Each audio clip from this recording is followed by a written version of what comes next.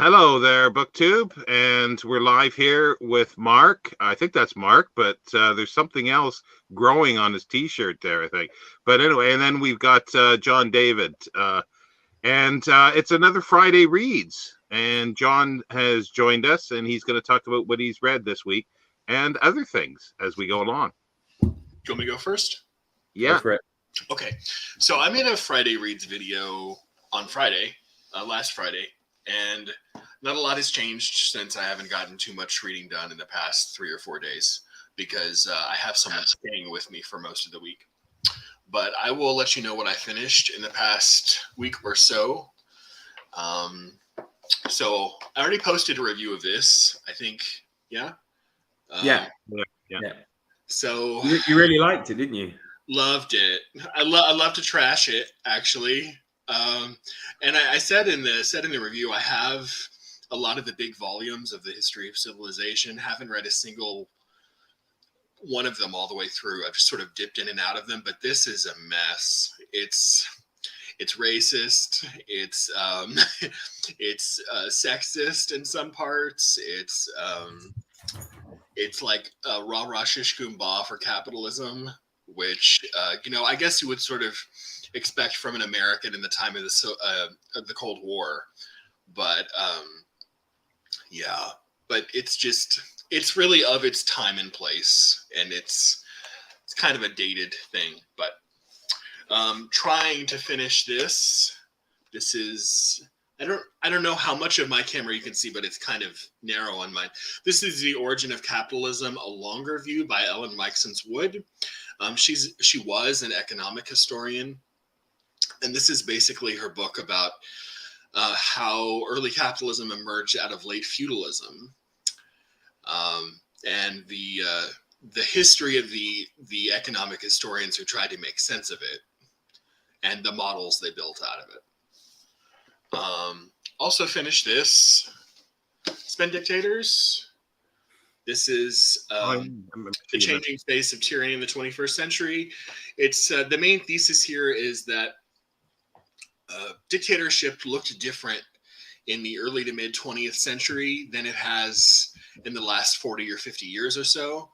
That our picture of dictators like Stalin and Hitler and Pol Pot and the Kims in North Korea, they kind of were international isolationists. They presented themselves as military strongmen. They were really top-down, dictatorial, authoritarian types.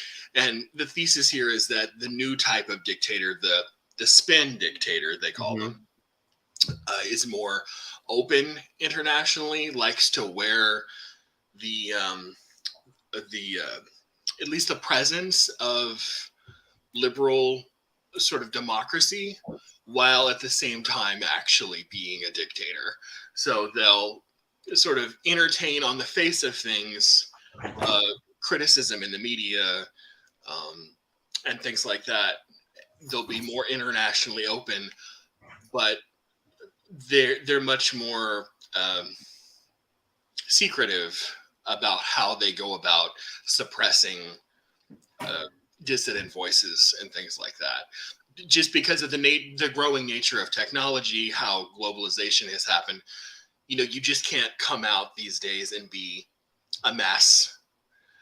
Well, I guess you still can, but it's harder to get people to like you on the global stage when you just murder your own people with no shame out in the open. And that's why people have had to change and sort of at least make it look like they're trying to be decent to their own people. It sounds like YouTubers. Say what? It sounds like YouTubers, but in a different way. I'm not even going to go there. And then last night, I've gotten only 20 pages into it, so I have absolutely nothing to say about it, other than the fact that most people seem to enjoy it to some extent. Right there. Stacy Schiff. Cleopatra. And I think, Mark, you said something about it. You weren't a huge fan? No. I liked it. I thought it was okay. I just didn't think it added anything, but then I don't know what more you can add, really. You know what I mean? I think she told a good story. It was a good narrative and whatnot, but I think it's just popular history, isn't it? So it's not. I don't think there's anything revelatory, but in terms of a good read, yeah, it's fine. It's good. Yeah. Yeah, I had no idea. Like, for example, like she was in a sort of dynastic conflict with her brother. Yeah. Because like most Americans, I mean, I think we just get a story that she was an important ruler. She, was having an affair with Pompey and Caesar and then Augustus, I guess. But other than that, she was kind of shrouded in intrigue. And for whatever reason, I guess because of lack of original source material, they're contemporary with her source material, that just not a lot of really accurate information was known. So. Yeah, I mean, it's funny. You would think there was would be like a huge amount about it, given the fact of when she did live in such a time where so much is recorded, so much is going on with such big names like, those guys all around her. But yeah, I suppose it's not. The thing is, there's a lot of new archaeology that's going on around that, and not specifically to her, but for the period and everything. So you'd think that you'd be able to bring some interesting things in with that. Does she pull up any archaeology, like recent archaeological material? I don't remember. I mean, maybe when did it? Wasn't long after it came out. I think it was 2011. Okay, yeah, well, so it's maybe 2 or 3 years ago I read it. So, and I do find I retain things quite poorly as time moves on. It's like I think Shawn knows this because I mean he's the archaeology or one of them. I'm certainly not one of them. Mark, you might be too. Their tomb. Hers and Mark Antony's tomb, we still have no idea where exactly they were buried. Their tomb is, as of today, undiscovered. Yeah, so. but there's still lots of archaeology being done for the period. And yeah. Sometimes I always find a good writer brings in some of that stuff to then speculate or postulate a different view of something, because it's like, the standard is this view of her kingdom or somebody's rule, and then all of a sudden you find archaeology going, that doesn't quite make sense for the finds. Mm-hmm. Yeah, I mean, I was shocked. I read something about is it? I can never say it right. Is it cuneiform? No doubt Steve Donahue will jump on in a minute and criticize my pronunciation, but. I was reading something, I can't remember exactly which, must have been the Sumerians, but they were saying that there's like 1 million shards or something that they've discovered with this writing on it, and they've only deciphered or looked at around 60,000-70,000 of them. So like, just imagine, how much more information there could be out there that they haven't got to yet. So because so many of them are just so fragmentary, some just have a few symbols on them, so it's hard to piece them together and make much sense sometimes. My God, it's like the old.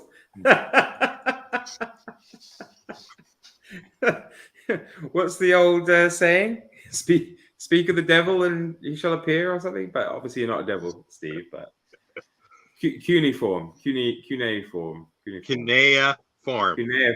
That's right. There you go. Yeah, I think I had a string of history teachers who had a tough time with that one. Shawn, I think you said you had a bit of a, I don't know if rant, maybe. I'm curious to hear. Yeah, I want to hear this. Okay. No, it's just about there was somebody that put a comment, and it just made me think of other things on one of my book to film videos, where I don't do reviews because I don't think generally reviews are very good on BookTube or YouTube, period. There's only a few I think that can do some good ones, and I'll get to that in a second. But he was describing that, my review of this is bad because I said that two actors in the new version of this film didn't work, and I'm wrong. And I'm going, why am I wrong? Like tell me something. Like this is seems to be how people interact now on YouTube and BookTube and the world, is that you've got to listen to my opinion. You're wrong. And it's like, well, no, you tell me why the reasons that I said this for that you think are wrong, and let's discuss. You know, but again, I don't pretend to review. It's just a few personal views of this, because what I do with the book to film is I describe what's in the book and then say how it's different in the film, and then I give some production information about this, about the film, or about the book if I find anything, just superficial factual stuff. Then I give a few opinions. That is not a review, because I don't go into in depth with anything at all, and I don't pretend to do reviews. But it's I guess I should have say that this would be a title for a video. What's wrong with BookTube? You know, a clickbait video. And I basically think that everybody gives their few opinions. Oh, this is a good book. I like this because it reminded me of this. That's not a review. It's your opinion, and that's great. And because I want to hear that, I don't want to hear somebody pretending that they know what everything is, like they've read 1,000 books around that area or that author, and they've read the one and they're just saying, oh, I like it. I want a little more in a review. I want a little more depth, and you can't really do that on the video. I think there's a few people that agree with me, but and here's a perfect example of somebody who does them quite well is John. Your reviews actually can be called, I think, reviews, because you write them first, don't you? I do, and you can probably tell on the videos. I just usually just read them straight off the screen. Yeah. So occasionally I'll go off on a riff when I want to make a point or when I remember something I want to say. But usually, yeah, I pre-write them because I feel I don't really present my ideas too well off the cuff. And certainly not everything I would want to say. So I try to make sure and have everything down in written form first. But you do, you write them for a publication or something? Or? I just put them on Goodreads. Uh-huh. I've never had one published in like a long form print format. Mm-hmm, mm-hmm. Yeah, it's just that, you know, so people will look at something that I don't call a review and criticize it because they don't like my review. And it's like, I never use that word. Yeah, and I don't pretend it to be. And it's like, this is what I've done. So he's saying it doesn't work as a review. Well, it's not a review, and it works for what I want it to do, you know? What would you call it then, Shawn? Like just your opinion? Well, yeah, if you do start talking about a specific book and you bring in things like, if I bring in, oh, this remind like I did when we did the Confessions of an English Opium Eater, or whatever it's called. You see, again, there, I'm doing this on video and I don't even get the name correct. But it's the type of thing where I'll say, oh, I've just reread George Orwell's Down and Out in Paris and London. And it reminded me of that. And other personal things that go along with it. I find that interesting in people, because unless the person is going more in depth, and it's just a personal view, and it's fabulous.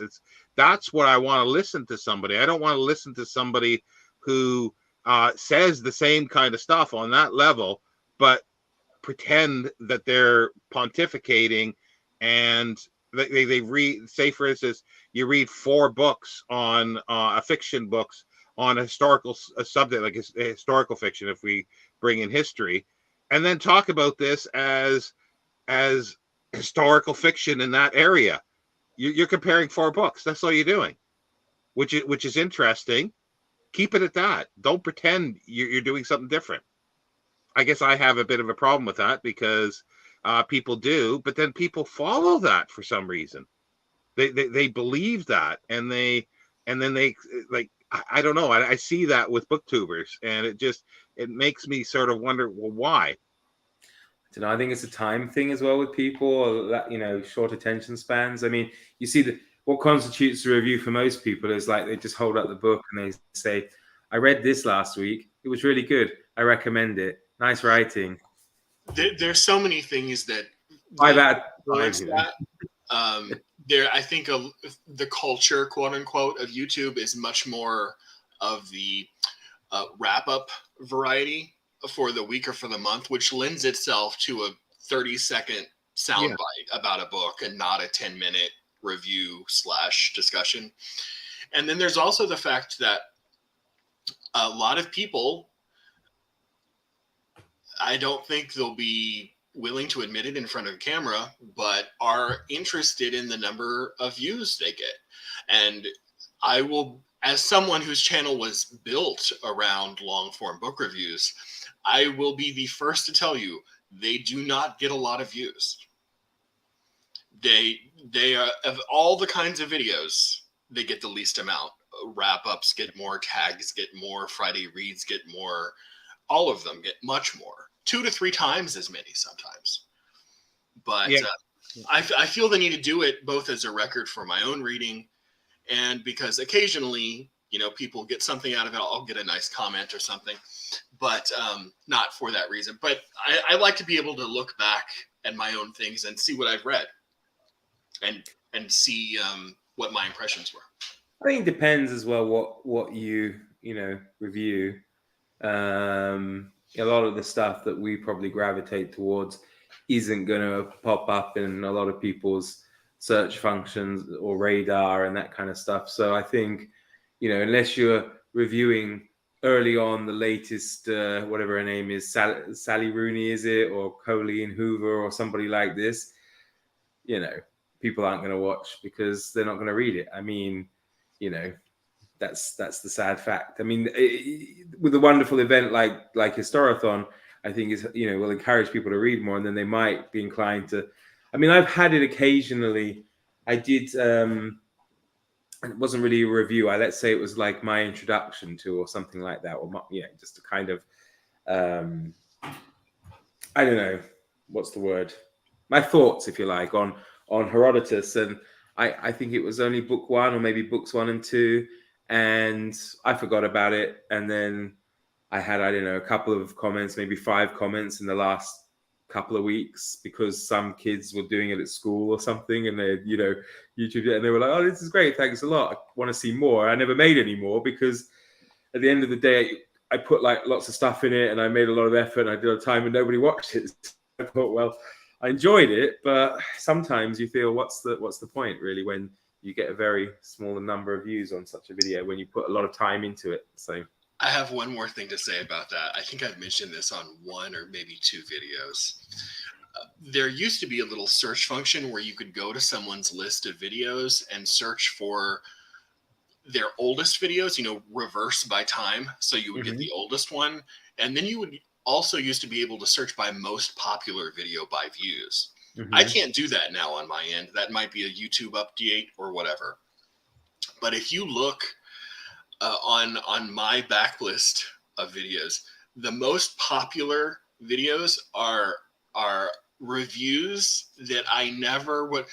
E.H. Carr's The 20 Years Crisis, which is about basically the rise of liberalism and in geopolitics and international relations from 1919 to 1939. That is my most viewed video on my channel. Wow. How? Why on earth? I mean, yes, it's one of the oldest too, but I mean, it has a lot more, many more views than. I think it's you. I think it's you going back, watching your oldest video, trying to recapture the youth and whatever. I do click on it about 20 times a day. So, yeah. I mean, You've got one of those Homer Simpson birds that just keeps tapping the. Yeah, no, it's like NP Hunt's saying here is definitely more reactions than reviews as such on BookTube. Not that's necessarily a bad thing. Book discussion, Joe. Yeah, I agree fully. But the thing is, it's like call it for what it is, and then when somebody doesn't do something, people seem to think that they can. And the other thing that I want to say is, if you disagree with somebody, disagree with what they say. Talk about what they say. Don't attack the person personally. and that has gone out the window, especially in comments and stuff like that. They like to attack people personally, and that's another thing is like, look at what the video is supposed to do. Don't bring too much baggage with you and if you don't understand what the person's saying, ask to clarify. Don't leap to conclusions. And yeah, it's just all part and parcel of that. It was just sort of a rant thing that I had there because I get that a lot of time where you do look at people and they put review in the title, or the big thing on here is deep dive, and they do something for 10 minutes and I'm going, that's not a deep dive. That's not even skimming the surface. If you want a deep dive, then you've got like maybe 5 or 10 hours of video to go into something, and you're talking about low viewing. Do that. It's not a deep dive. Don't pretend it's something else. And a lot of people, you do see the booktubers that and not just booktubers, just YouTubers in general, that you can tell that they've Googled a phrase about something and they just repeat it. They just repeat it in their video because that they're a lot of times they don't use the terms correctly and things like that. So it's just funny. It was just a thing, and it's just that this guy was accusing me of not doing a review because he disagreed with that I didn't like the actor. It's like, I love the fact that someone is accusing you of doing something wrong in something you don't even claim is a review in the first place. Exactly. It also is about a film of which I'm sure you have seen thousands, if not tens of thousands. And many, many more by probably orders of magnitude than this person has. This, anonymous person on the internet who is criticizing you. Yeah, we've just talked passingly in the past about talking about films on here, and I feel kind of out of my depth doing it with someone like Shawn because I just don't have even a fraction of the background I would feel I would need. But unless it's in the last 30, 40 years, then we'll be all right, because Shawn has no idea what's going on these days. So yeah. But the thing is too, and I don't feel that I know everything enough to pontificate the way some people do about film. I know certain things, like I'm pretty good based with Louise Brooks. I know her life. I know her films. There's a few people like that, and I'm still learning things all the time.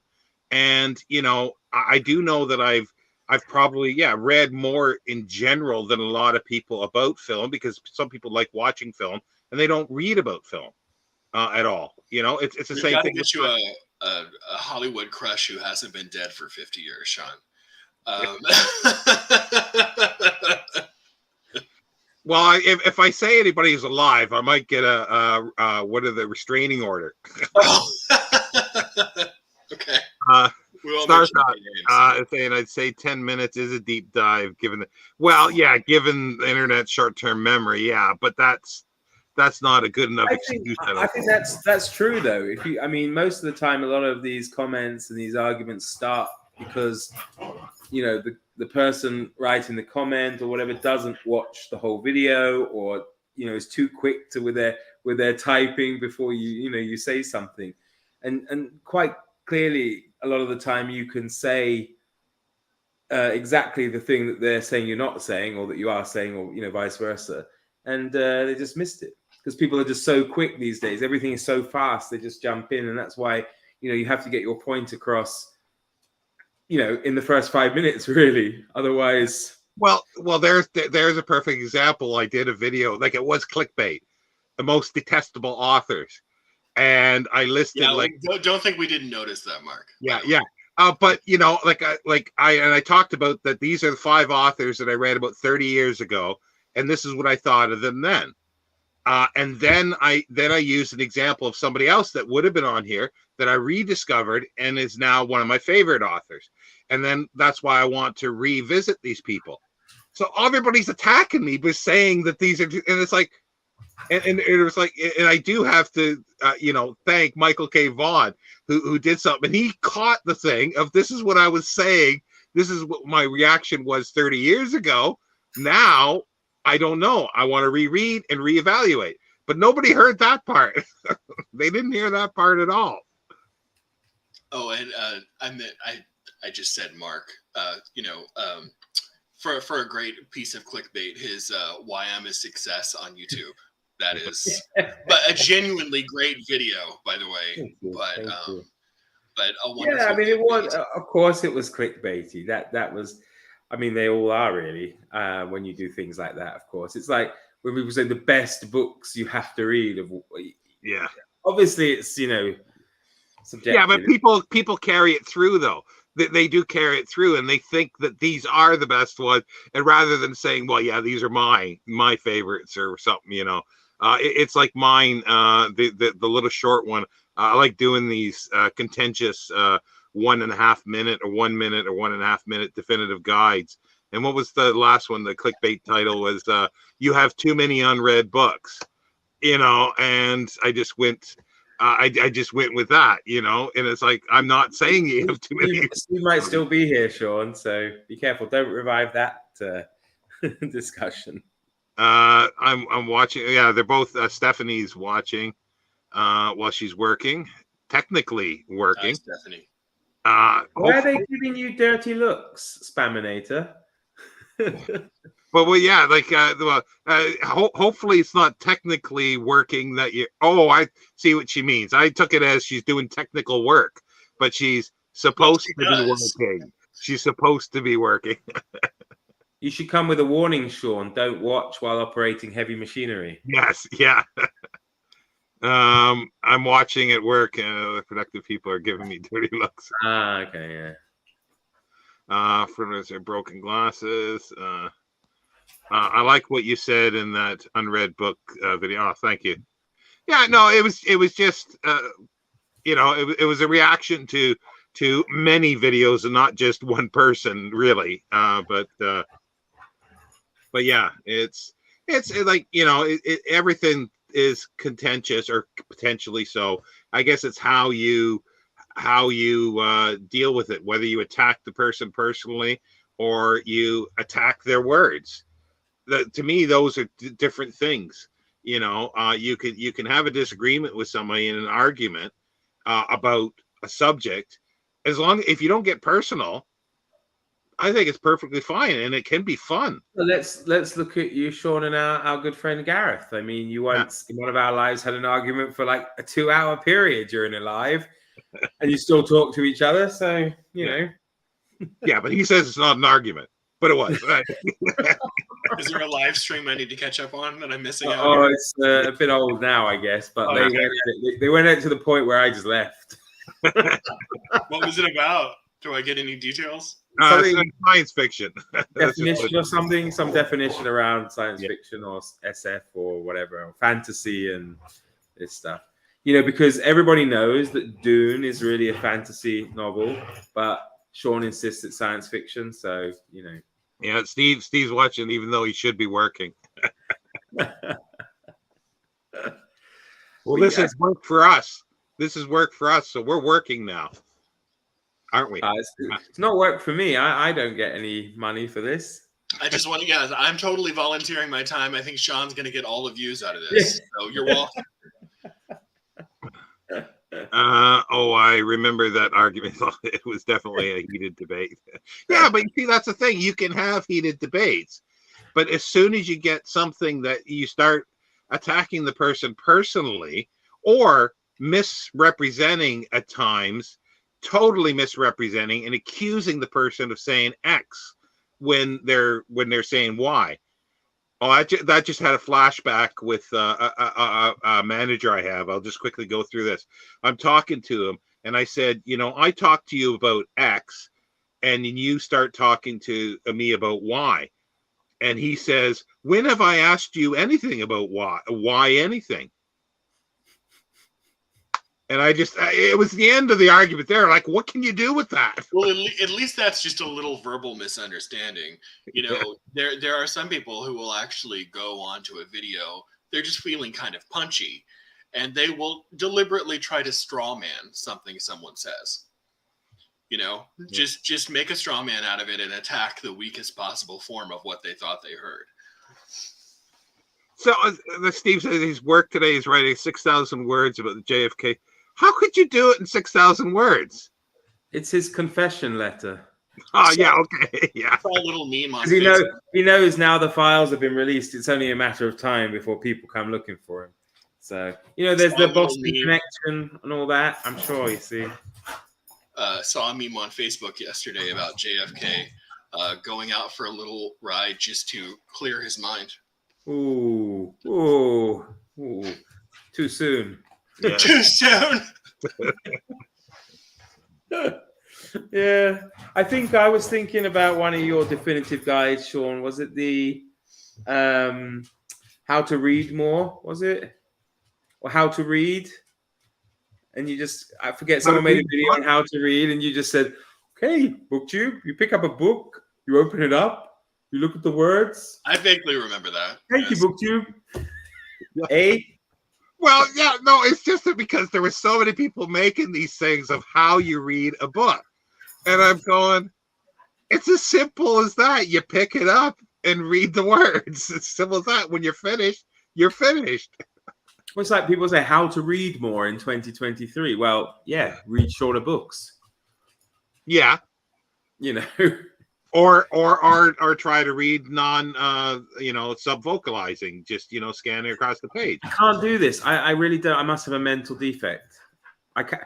The only way I can do it, but I still vocalize, is if I count in my head, just up and read, it's okay. But if there's nothing going on in there, I'm reading the text aloud in my head. I can't do anything about it.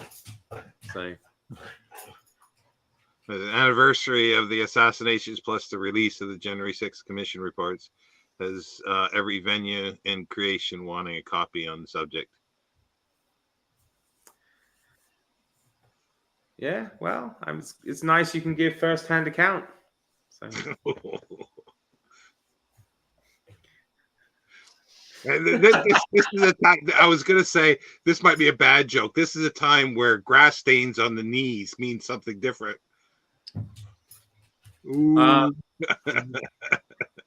Yes.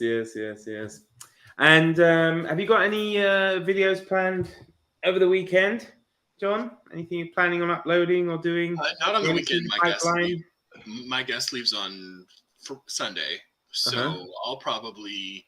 I think I have one scheduled for release on Tuesday, and then I might make another Friday reads if I've made any progress towards another book or so. I was thinking about making I think I mentioned it in the Discord, a little Historathon related video about what historiography is, since people new to history may not really be familiar with the word, about the questions that it involves. So it's a nice little sort of chat video about how you can apply some of the questions to the things that we're reading, stuff like that. Yeah, that would be. I think that would be useful. That's a good idea. And you're not on the Discord, are you, Shawn? No, I can't figure out how to use it. I am, but I can't figure out how to use it. I can't type properly on the phone. There's too many typos, so I just talk. NP Hunt says he's starting another 15-hour shift. God, and you watch us before you go for a 15-hour shift. Well, I guess that's better than watching us and then might as well take a Sominex. I mean, yeah. I'm ready to sleep now myself, So.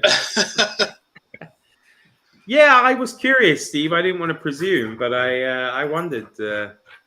I wondered if you remembered and what you were doing.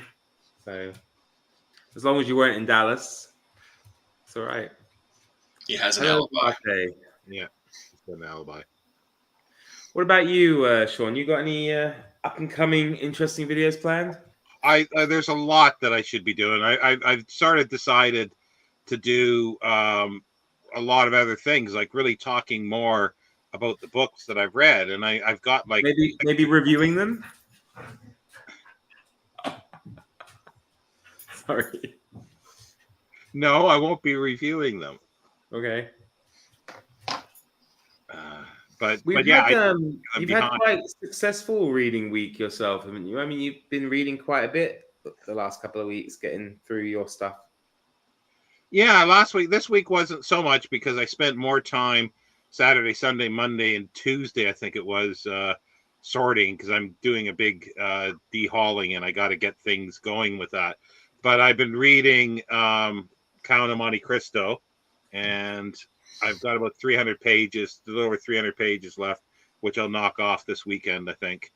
So that's that. I should have been where I am on like Monday afternoon, but it's taken me to Wednesday, late Wednesday afternoon to get to where I am. So that's why I'm not reading that much this week. Then I've started. John will recognize this. I've started this again. I've read the first Question of Upbringing, and it's one of those, the backlog of videos the reviews that I need to do. It's sitting right over there. And it's like my review of this. The first one is I love, like, again, this is like the third or fourth time I'm trying it, and I'm convinced this year I'm going to read it all the way through. And I really love the first like 20 or 30 pages. I love the way he describes everything, like the first few pages especially. And then halfway through, it's like, I'm reading this and my mind's wandering something else, and I find it so tedious. And I had to reread a couple sections because my mind, okay, yeah, no, what's just happened here? My mind has gone somewhere else, and that's what I found. But I'm convinced, because they're short, I'm going to continue to read it. But I'm reading it in parallel with C.P. Snow's Strangers and Brothers, which I have no problem reading at all. I have a problem stop reading it, because I'm going to do it once a month. I have a problem with that big time. The Question of Upbringing was probably, so I only got about halfway through number 5 before work ramped up and I got too busy. But the atmosphere building in A Question of Upbringing, about I don't think he ever really names the school that they go to, but yeah, you can just see it all in your head, and how weird Widmerpool is, how just awkward and antisocial and off-putting he seems. But yes, well, I really have no idea what I'm going to say, because so this version that Sean and I have, it's 12 volumes, right? And yeah, each volume has 3 novels, so 3 times 4. And so the one I actually completed has the first 3 in it.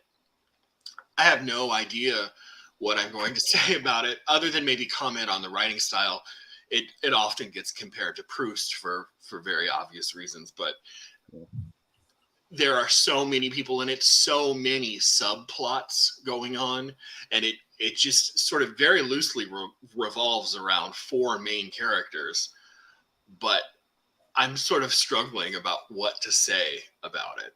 Well, there's some good things in here. It's like you remember, these are teenagers at school, and the one character has just come back from London, I think, to get his eyes tested, and but he's late, and he says the reason why I'm late is, I met a girl, and he's going, fair or dark? He's asked. Fair. And how was the introduction affected? She smiled at me. A tart, in other words. Yeah, let's go. In this, like, it's sad. And then the Widmerpool talks about, reading. I don't think I could find this, and he's going, reading too much is bad for you. Yes, I remember that. Yeah, Widmerpool. Well, I think later on in the series, he comes out to be a rather sort of a demagogue-like politician. Demagogue might be a bit strong, but I think he ends up being a politician. And the portrait of him as a young man is sort of brooding, borderline anti-intellectual, a bit power hungry. So it's a critique of what he's going to grow into. And I thought that was funny and smart. Yeah, so that's like, maybe like if I get past this and well, Steve Donahue really likes it, and he was saying that it does get better as it goes on. So I'm hoping that way, because I'd like to find another series that I can reread, like Strangers and Brothers. I just love that so much, and it covers the same period basically. Well, the Strangers and Brothers starts in 1914, and this one's 1920-ish, I think. It's post World War I, but they go up to like 1970 pretty well. I know that, and but yeah, I never actually thought of it as comparing to Proust, but yeah, there is some. But I always see the comparison between Strangers and Brothers because of the time span, you know. And the thing is that I think the big difference is the characters in here are more upper class than most that are in Strangers and Brothers, or at least the main character. He pretends that he's sort of poor, but he's upper middle class, I would say. And while Lewis Elliot in Strangers and Brothers is a little less, he's sort of lower middle class, with a failed, you know, as father failed in business and so forth. And but it's just very different characters. It's just very, but it covers, as I say, the same period. But I think C.P. Snow gets more into the things that are happening during the 20th century. But I might be wrong, because maybe it does pick up and talks about events like the Second World War and other things that happened. I'm hoping. Anyway, it's just, the Dance to the Music of Time is a lot of, at least the first 5 volumes, are a lot of people running into one another at supper clubs, ballrooms, dances, that sort of thing. And there is some discussion of the politics going on, but it's much more about their social lives and how they intertwine together. Yeah, and that's the thing. And there's the difference, because in Anthony Pohl will put in Greek, and there's no translation to it. Mm-hmm. So there is this thing, and this would never happen in C.P. Snow's, even though he would know the Greek, but he would never do that. Yeah, it's a little high-minded. Yeah. Andrew B is saying, yeah, I've seen the video up, but I haven't looked at it. Yeah, that'd be kind of cool to see the first 3,000 penguins if he has them. Imagine the noise, though, having 3,000 penguins. And the shit. I remember school I'd done and learned good. And Duarte also, love it. Thank you. There was a time 8 or 10 years ago when you could buy on Amazon the entire set of everything in the I guess they are now old-fashioned version of Penguin, with the black with the white sort of stripe and everything. Every single thing they had ever come out with, I think 10,000 books, something like that, for $15,000. And they were delivered to you on something like 4 or 5 gigantic pallets, 8 by 10 feet pallets. Yeah. I think I have speaking of Penguin, though, I'm curious, like, I don't know if it's a legal question, but I was looking on the Kindle books and the Penguin Classic Kindle for something or other. I can't remember what it was. And there's some dodgy people out there who have exactly the same picture as Penguin. They take the same cover art. They use the black. They use the orange. They just don't have the Penguin Classic bit written in that white stripe. Yeah. It's the only difference. And I'm thinking there must be something wrong with that. I mean, Amazon can't allow someone to, because they're obviously doing it to trick people into buying it because they're thinking they're getting a Penguin. I have many times go, oh, I didn't know they published that. Then I look closer. Yeah. No, they didn't. And I looked into complaining, but it said I could only complain if I held the rights or something, or I don't know. Yeah. So, well, the thing is, like, you're talking about thousands. Like I went on, like, the other book I read was Confessions of an English Opium Eater, which it was a reread, sort of, because Sean, you don't even have to say reread anymore. Everything you read is a reread. Anyway, I was looking at the Oxford World Classic site. There seems to be, they only list 315 titles. That seems really low. Yeah, Maybe that's all there was when that came out. Sorry? Maybe that's all there was when that came out. No. If you go to the Oxford site, they only list in print, I guess, 315 titles. That's all they have. They've done way more than that, because there used to be the little hardcovers, and I think there was like 900 of those. So there's definitely more, but they've cut down. Yeah, and Andrew said it was just the classics. Yeah, that sounds right, but I mean, they were delivered on pallets, more than one, if I remember, like 2 or 3 or 4, and they have a lot of. I don't know technically how many they call classics, but it was in the low thousands, if I'm not mistaken. I mean, it was. And that includes the modern classics, deluxe classics, and like the black and the black ones as well, or just. Andrew might know more about it than I do, but I just remember seeing it, and I guess that would be a great way to start a library if you have the room. But then of course they're paperbacks, aren't they? They were. The version I saw was. You could kit out your library quite well, maybe for personal use and stuff, 15,000 with old hardbacks, no? Probably. Yeah, well, the Everyman library started out with, they were going to have only 1,000 titles, and that was the idea, that if you had those 1,000, that's all you need for a library. Oh, the Everyman's library, yeah. Yeah. But they wound up doing, I think, 1,100 and something, or something like that, because they got rid of some titles and added some. I've got about 700 or 800 of them. I know that paperbacks get a bad rap for being paperbacks and not really standing up well over time, but I have Penguins that are 20 years old that I've read 2 or 3 times, and as long as you're relatively gentle with them. I don't know if they're being made on acid-free paper these days. No, they're not. It's worse. Well, they call it worse.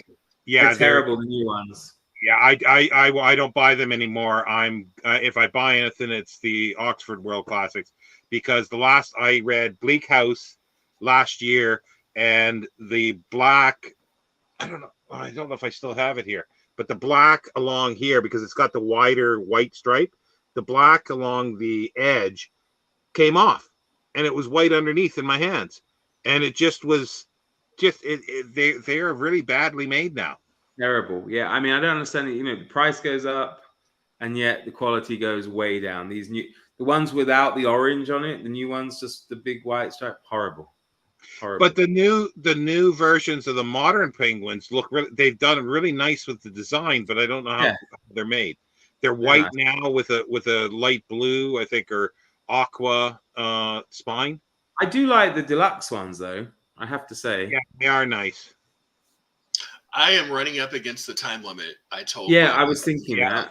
Yeah. Not that we want to get rid of you, but you guys end up doing this next week, I think you do it about once a week. Let me know, okay? Yeah. Thanks. Awesome. Thanks for joining us. No Take problem. It easy. See you later. Take care, everyone. Bye. Bye. Oh, gee, good. Thank God he's gone.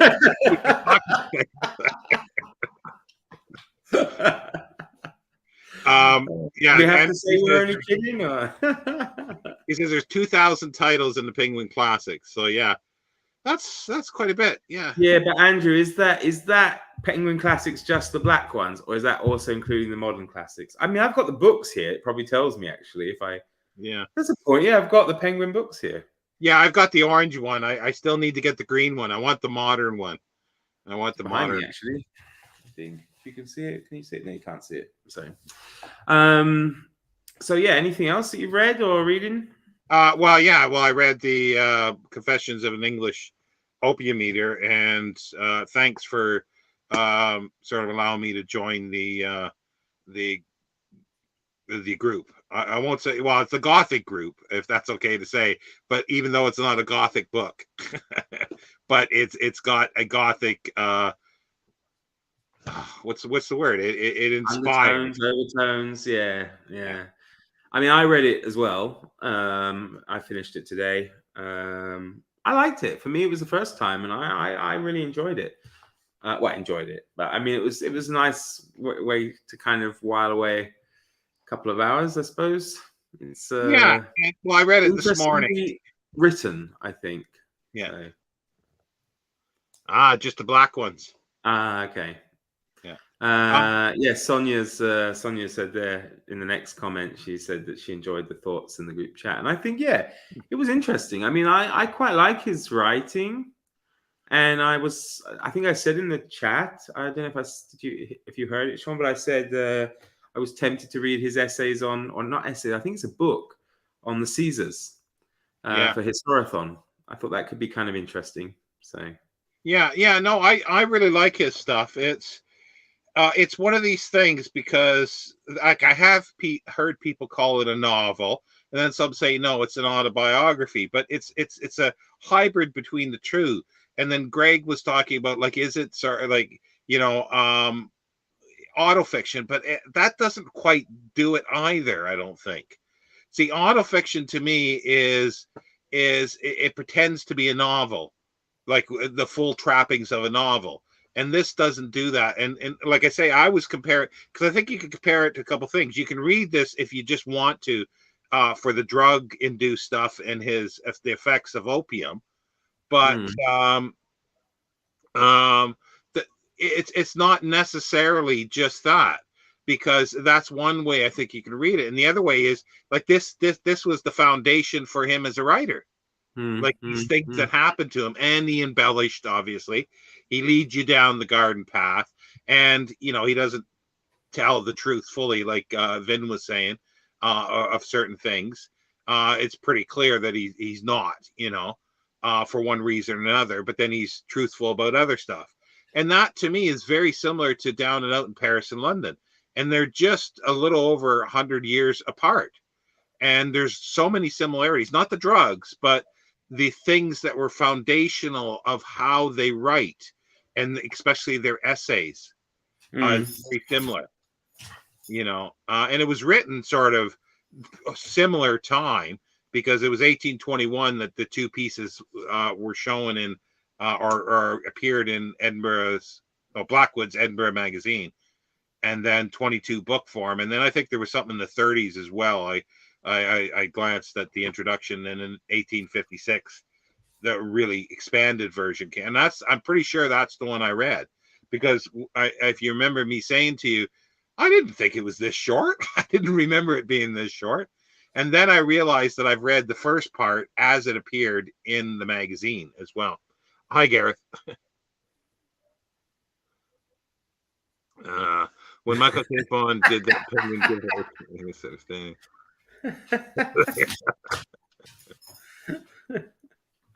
That's probably why he wanted it only in the continental United States.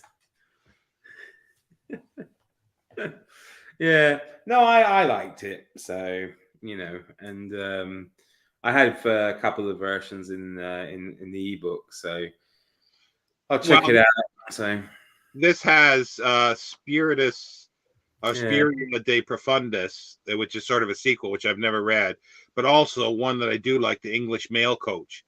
But that's interesting, because you've got there the Oxford World Classics. Yeah. And I got the Penguin as well, the ebook.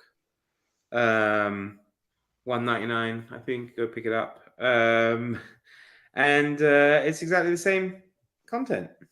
Oh, interesting. It's surprising. Confessions of an English Opium Eater, Surpresa de Profundus, and the English Mail Coach, yeah. Except it's about a guy PE teacher. What? My one's about an English man PE teacher. What is? Sorry, you've lost me there. The last essay, the English Mail Coach. Oh, okay, yeah. Jesus Christ. It's the COVID. I'm blaming it on the COVID. It wasn't that funny, though, to be fair. I'm probably being infected by the Spaminator. But yeah, no, it's like, I really do like it. And it was just nice because I never read these so close together, the George Orwell one. And that's where I'm going back to like a review. It's not a review. It's something that you've read and then you see parallels and things in I'll it. tell you who's good for doing that is Jack at the Rambling Raconteur. Yeah, yeah. And you see on his Instagram as well how he will thematically put out like 8-10 books all linked to whatever it is he's talking about. So it's it's pretty cool. Yeah, that's really neat, and that's what I want to see. But I don't I don't want to sit through something that they kept saying their review. But that I won't belabor the point there. But I like it when somebody does that, because I go, oh, I never read that. Oh, I never thought of those connections, and I like connections. James Burke was great, but anyway, that's a different topic. You could do for your Dance the Music of Time, you can do now Proust and C.P. Snow, and get a few others in there. Well, yeah, because I never actually thought of Proust, but once it's mentioned, I see the connection.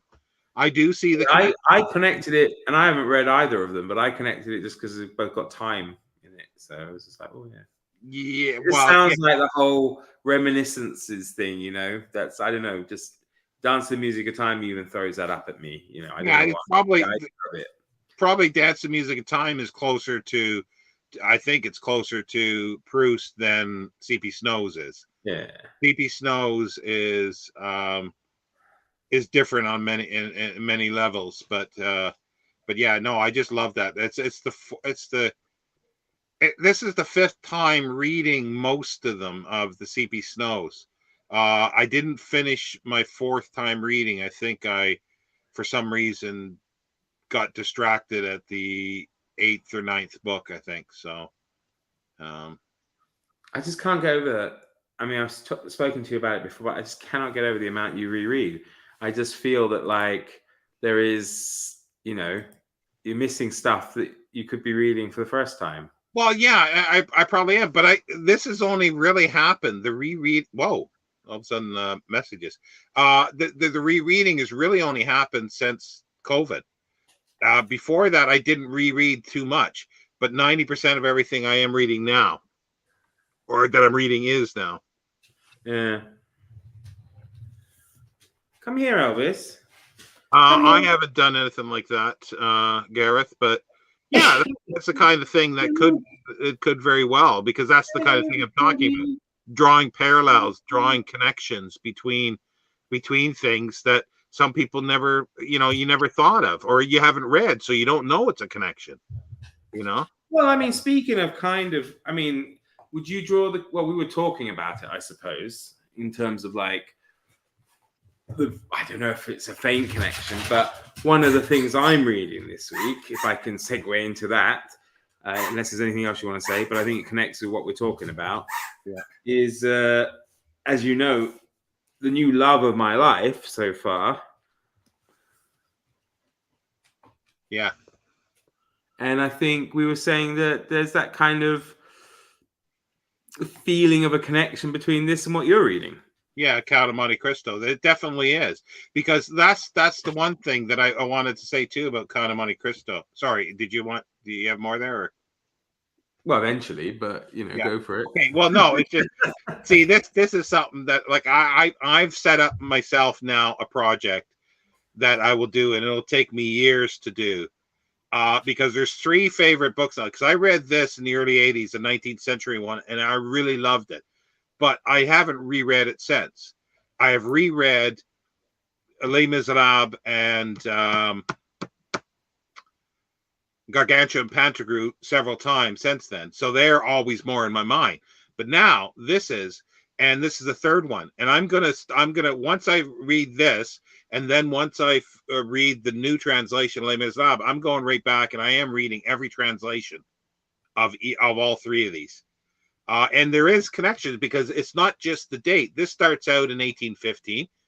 When does Les Miserables? 1815. Yeah.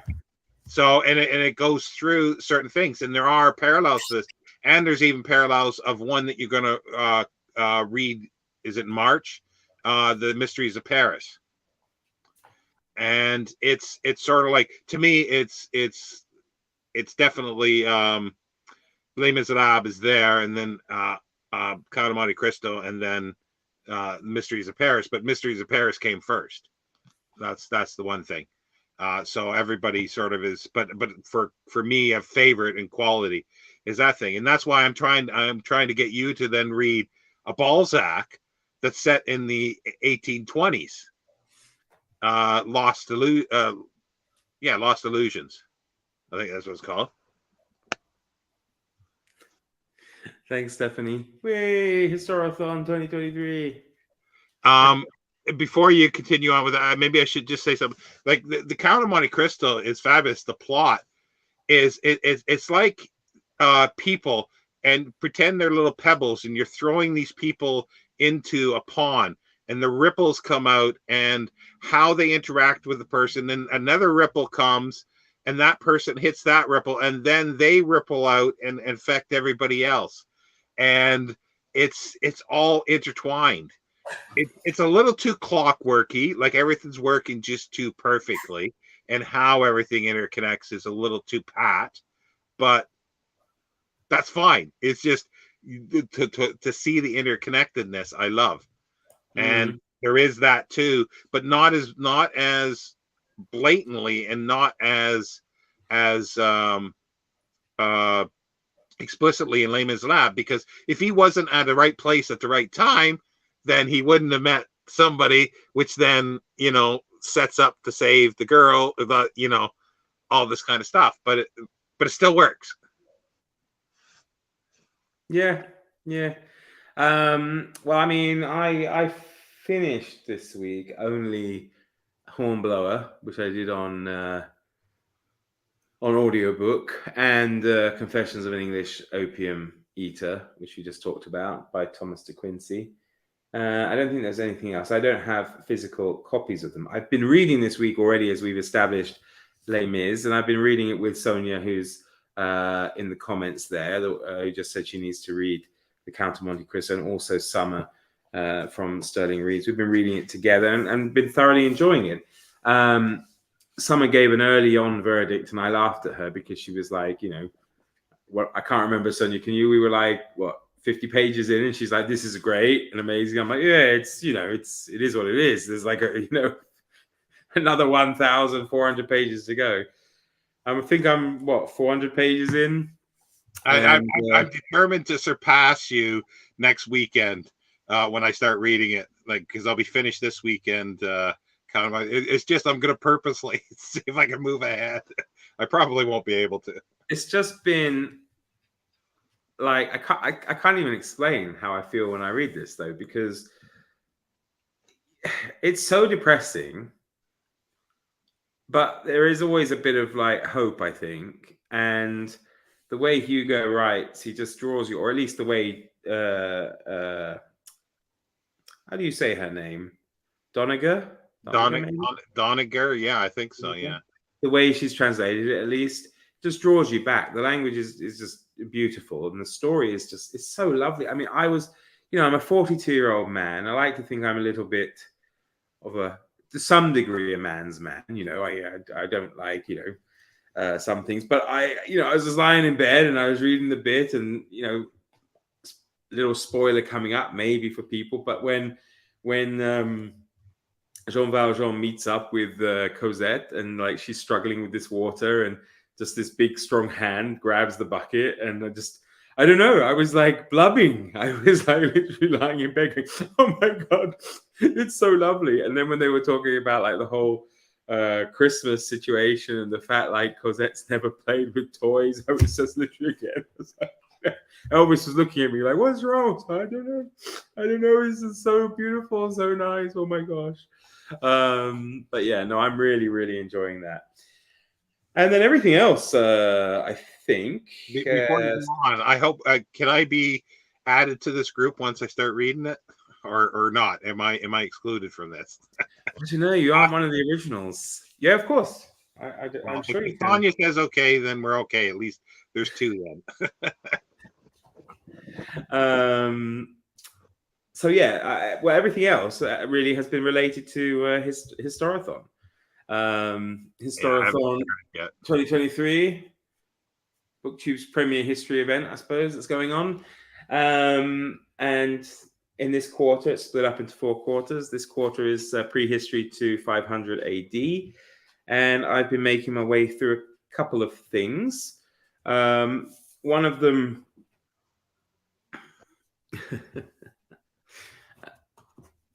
the problem is I haven't really started. Well, I started, but I haven't got too far in. I think I'm only 2 chapters into Mr. Klein's 1177 BC, the year civilization collapsed, which is all about the sea peoples. Yeah.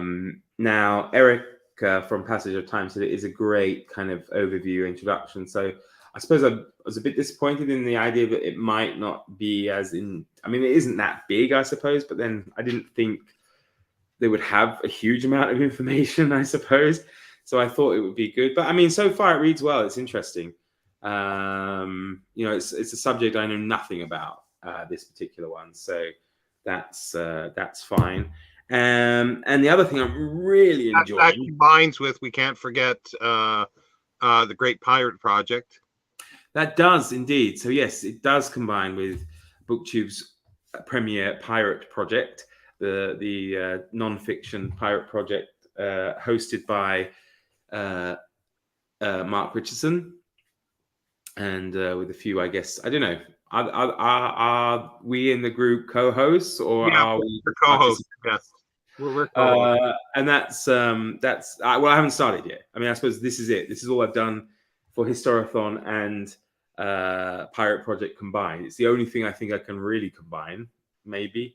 There's probably stuff on like the pirates with Julius Caesar or something like that, but yeah, that's more about it. But that's an essay in my book, and this week I haven't started, but there is the first essay is the Julius Caesar, about the Julius Caesar incident. So, and then one I'm really enjoying, which is just sent to me by someone a while ago, just before Christmas, is this Simon Sebag Montefiore's The World of Family History. And it is just a series of, I don't know if you'd call them essays or vignettes or sketches, starting, pretty much from like the earliest times they can of written history. I suppose they go from, the advent, if you like, of the written word all the way through probably to modern times. I don't know when exactly it stops, certainly in the 21st century, I think. But it's pretty fascinating. I mean, I've learned so much from this already. I'm highlighting a lot of stuff, and I won't talk about it now because I have an idea for a video later. Maybe biographical sketches would be a good way to. I suppose, yeah, but it's not just necessarily well, I suppose, yeah. But there are a lot of things I didn't know. I mean, for instance, the origin of, and this may be controversial, but apparently, I don't know, but the origin of like Hinduism and Sanskrit, I didn't know came from Europe. I thought it came from India and then kind of to Europe, but it's actually Europe, India, Europe. So like the original people that probably maybe I don't want to get myself in trouble if there are any like religious people who might think I'm wrong, but according to this book, the author suggests, it's not my opinion here, the author suggests, at least based on evidence that he's come across, that the antecedents of Hinduism and the Aryan culture and what do you call it? Indus Valley, Sanskrit, and the Indo-European language system or whatever all comes from somewhere on the Black Sea. So that seems to be quite interesting. I didn't know that, so I found that interesting. And then is anybody doing Mohenjo-Daro? Is anybody doing the Indus reading about that in the history group? Do you know? Or I don't know. I mean, there's some stuff mentioned in here. I mean, it's incredible. Like maybe what is it you mentioned just then? Mohenjo-Daro. It's a city.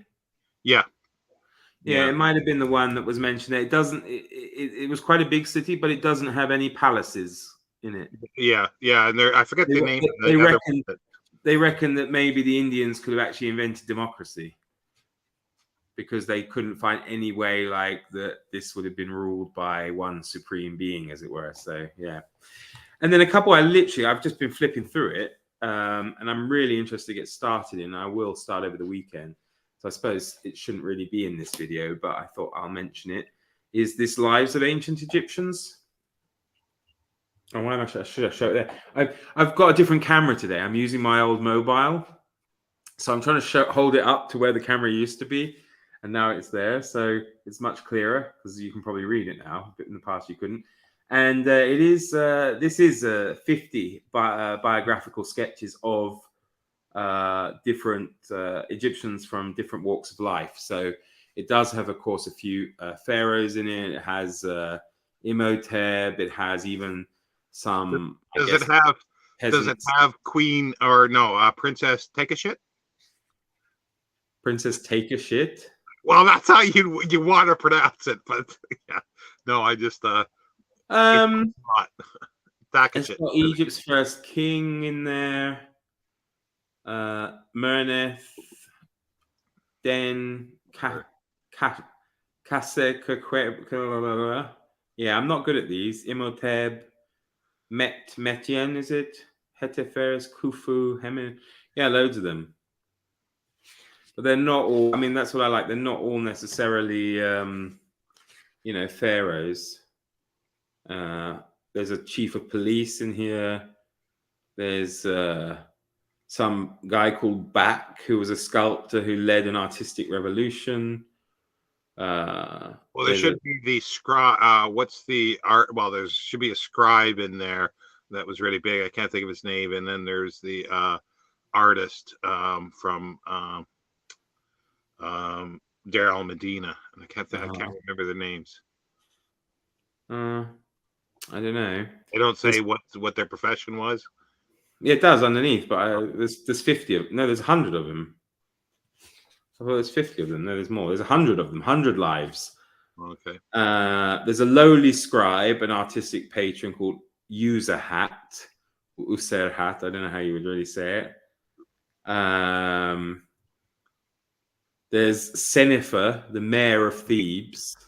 Be quite interesting.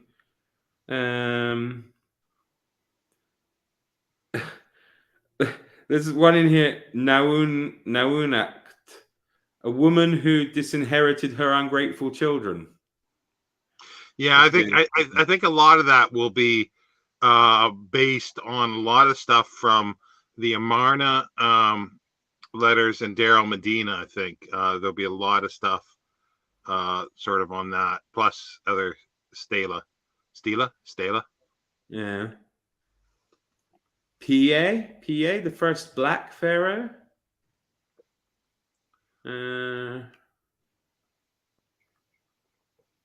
Usurper, there's an admiral, there's a doctor. Oh my gosh, yeah, I should talk about that. There is a fantastic section on ancient Egyptian medical practices in this. I have to say, I was highlighting them. Oh my god. Yeah. I think there's a fabulous video on its own. There's a surgical papyrus that is absolutely fabulous, and I forget who did that.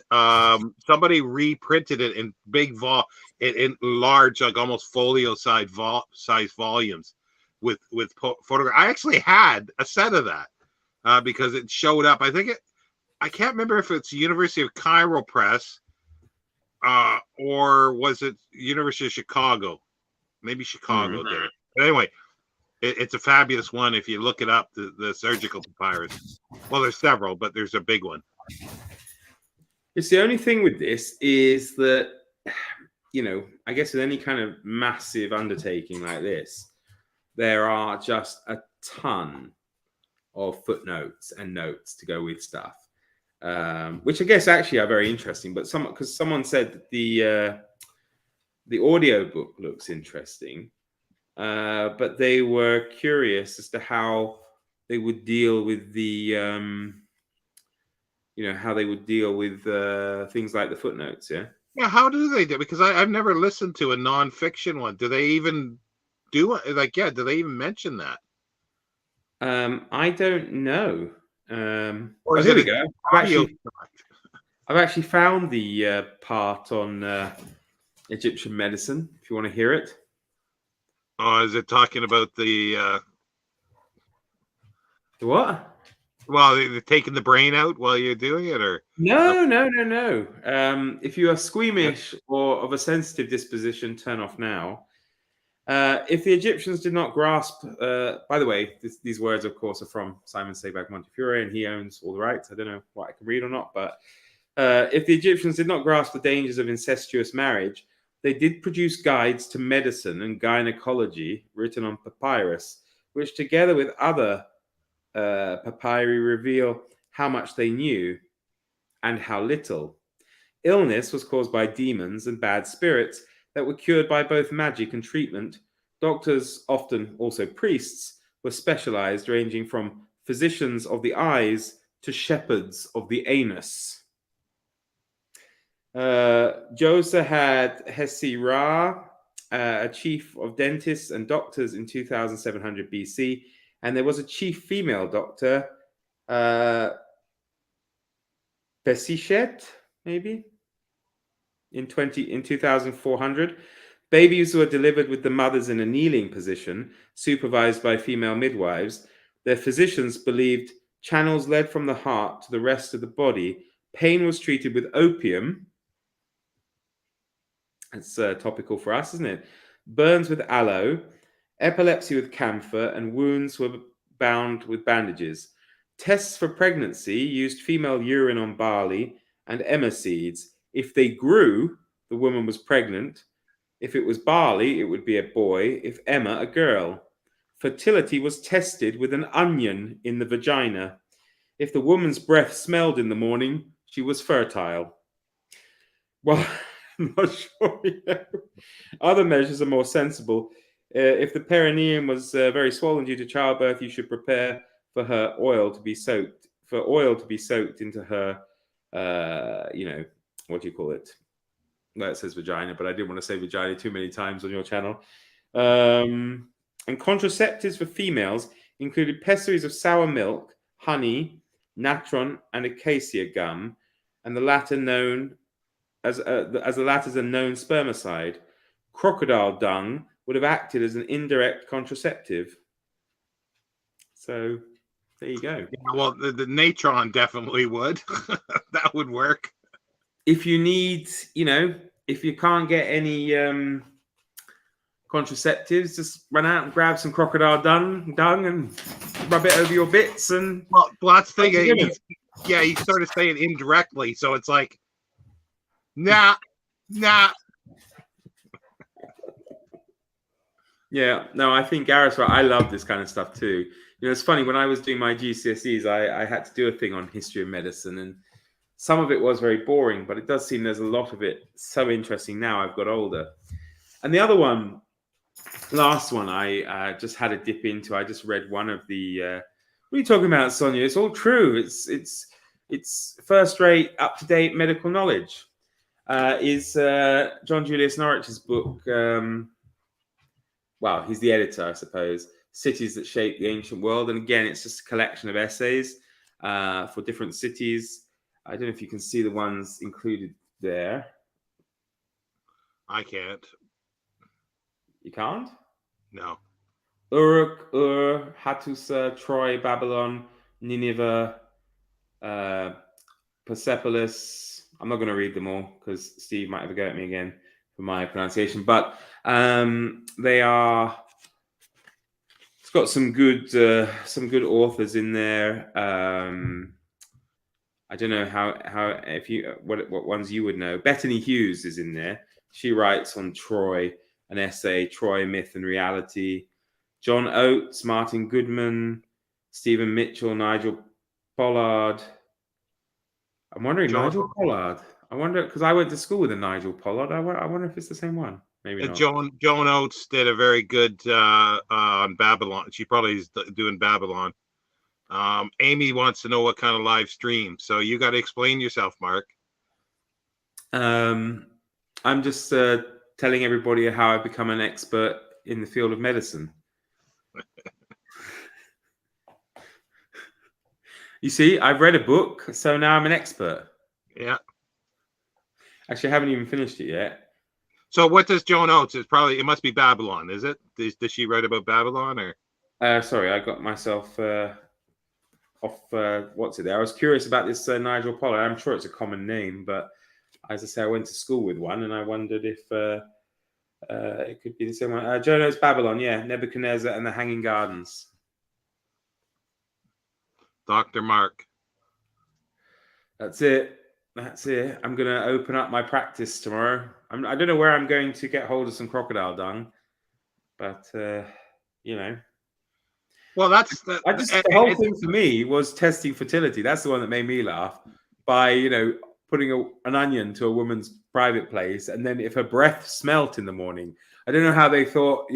It's like the fertility is like the aroma of the onion would be absorbed up through, so you could smell it in her breath. She's fertile, sensible.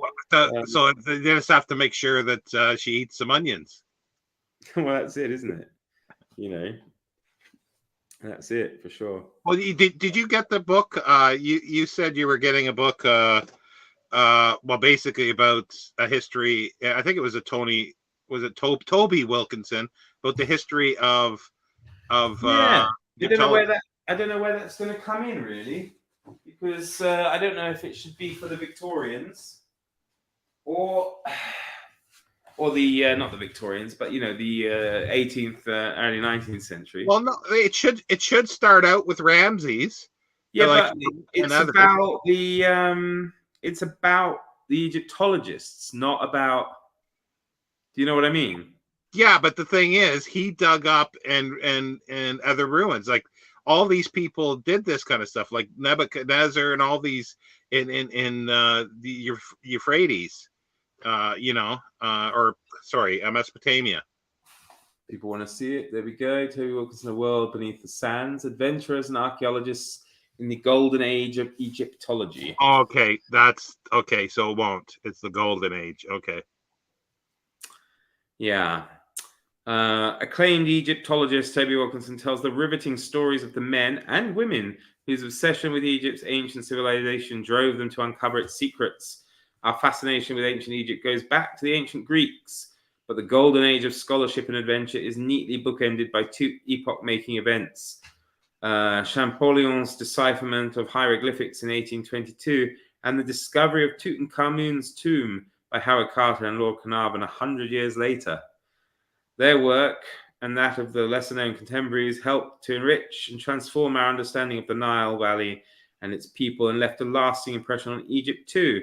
Travelers and treasure hunters, ethnographers and epigraphers, antiquarians and archaeologists, whatever their motives, whatever their methods, all understood that in pursuing Egyptology, they were part of a greater endeavor to reveal a lost world buried for centuries beneath the sands. So there we have it. Yeah, I thought that would be a pretty good book because I've seen that for quite a while ago, and yeah, I read his history of ancient Egypt. I don't know, 4 years ago, I don't remember. It was around the time I read Cleopatra, I think, because I was on a sometimes when you get drawn into something and you read a couple of books around the same kind of subject, and he's very good. He's very readable. Yeah, I want to get. John Romer's done 2 massive books on like the Old Kingdom and New Kingdom. I think that's how he split it up. I can't remember now, but those I want to get because I really like him. But it must have like see right there. What? That book must have like Amelia Edwards, and look up in the index Benson, and I wonder if it had. I can't remember her first name. I think I'm going to have to. I don't know if I'm getting old, but I am going to have to actually increase the lighting. Sorry, everybody, you can see my flaws. Yeah, I should have to put it up. Sorry, maybe we shouldn't be doing this on a live. Yeah. Sorry. Yeah, I forgot we're on a live. I thought we were having a chat. Well, why don't you guys, instead of tell us what you're reading. Put it in the comments. Obviously, Sonia, I know what you're reading, but you can still And write. while we're waiting for that, check up Benson.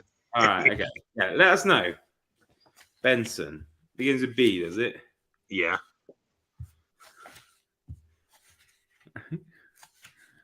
Berlin. We're not too far yet. Nothing. No, okay. She was minor, so yeah, she wouldn't really.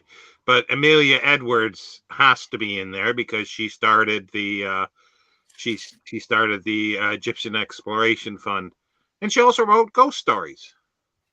Very good ghost stories. Amelia Edwards is indeed there. Quite a lot on her actually, and there's a picture of her too. Actually, plate 12. She's very important. There you go. That's her, by the way, not that one. I love the Fayum portraits. Those Fayum portraits on the right there. They are fabulous. I wish there was a really good book that had like there's hundreds and hundreds of them. Oh no, hang on.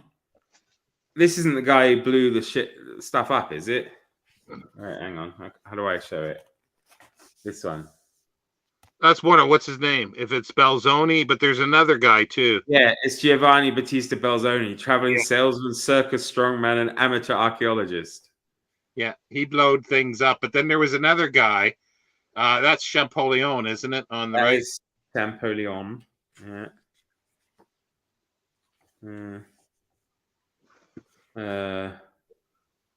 Oh my God! Our shot is currently reading "I Am a Cat." I've never heard of it. What? Look at that! Isn't that? Yeah, that's the scribe. That's the scribe that I was talking about. Yeah, incredible, isn't it? Yeah. I'm a Cat's a very famous Japanese. I don't know, philosophy. Is it a philosophical work? Yeah, I don't know it. Yeah, I never read it because I'm a dog person. So.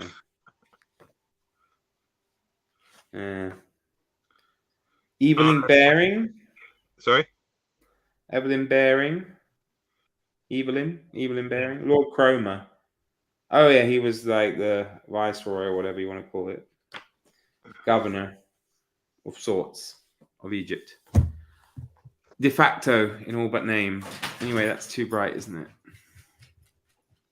It's better. Well, yeah, I'm so like this is the problem with the Historathon, because it's like people are talking about this now, Egyptology, and I want to start reading some stuff about Egyptology. And then I think it's Passage of the Time is talking about early hominids. And Erica, yeah, she is, yeah. Yeah, and she mentioned the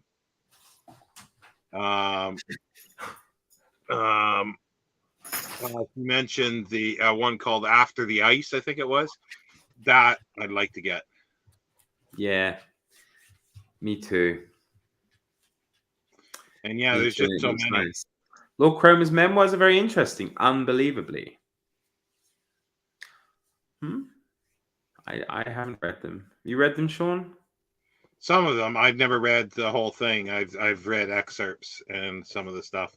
I've read Belzoni's sort of diaries, which are cool. But I realize now with the better camera, I can literally just stand it up and advertise. Yeah, I saw it. It is big. It looks very big. But I suppose I could get a hardcover of it that looks in really good shape for cheap, and I'm so tempted. But I don't know when I'll get around to reading it. Yeah. Hello. Hey, good to see you. I was watching their live. Was it Saturday? It was good fun. Good fun. They were discussing, what was it, Colombian parasitic worms or something, and they were like, don't look it up. And of course, I went and had to look it up. So. Yeah, Steve, that's the problem, because well, yes, do it, but I don't know. Maybe it'll prompt me to buy it if I might read little sections of it. Yes, Thank you. Yes, please, Steve. I will gratefully accept it with no caveats. I'm very happy to read on ebook. But I know, I'm of course, happy Sean, to. I know it's I'm difficult for happy you. I to. know. I'm happy to, but my body doesn't like it, or my eye doesn't like it. My brain. Yeah. But yeah, it's because that's the thing. Like I've said, like most of my stuff is like, you know, the most recent stuff I've read about any archaeology or ancient history is basically late 90s, more or less. That's the last that I read any stuff. And prior to that, a lot of the stuff is older. Like I've read a lot of Victorian reports, you know, history books, and I love those, and I loved them. And then, you know, the stuff that I was taught in the early 90s basically wasn't all the time current research. It was still the professor's research that was 20 years before that. What's happening with this? Is it? I've noticed this in the comments. What? Well, people are trying to do emojis, and it's not translating into maybe StreamYard. Maybe it translates on. Yeah, maybe it's showing up in. Are they typing in? Are they typing in the? No, I don't think so. No. I think it's not showing up for us on here, but maybe it shows up in the comments on the chat. I have no idea, but yeah, I noticed it the other day as well. Oh, sorry, I was just curious. I wanted to check, but yeah, no. When I just clicked on the actual live stream, and they are showing up. Oh, are they? Okay. As yeah. So there's like a pink hand. There's a turquoise person waving and stuff. So but Sonia put crocodile and that, so that worked. Yeah, but they're standard ones, I think. Maybe these other ones are okay. Different ones. Maybe, I don't know. It's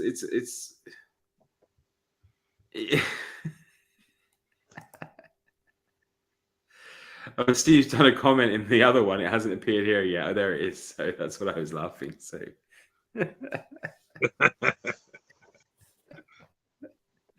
I'm surprised you haven't weighed.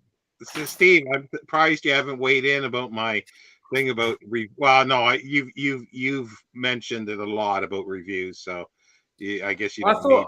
I thought Steve wanted to come on last week. He said this week he probably would, but I guess if he's writing 6,000 words, he doesn't want to. Well, he's procrastinating. He's procrastinating. Get a link from Sean. He's procrastinating.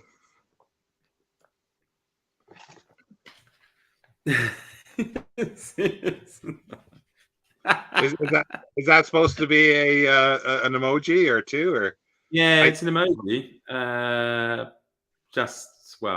don't know, some picture or something, some guy doing a peace sign, maybe, I don't know.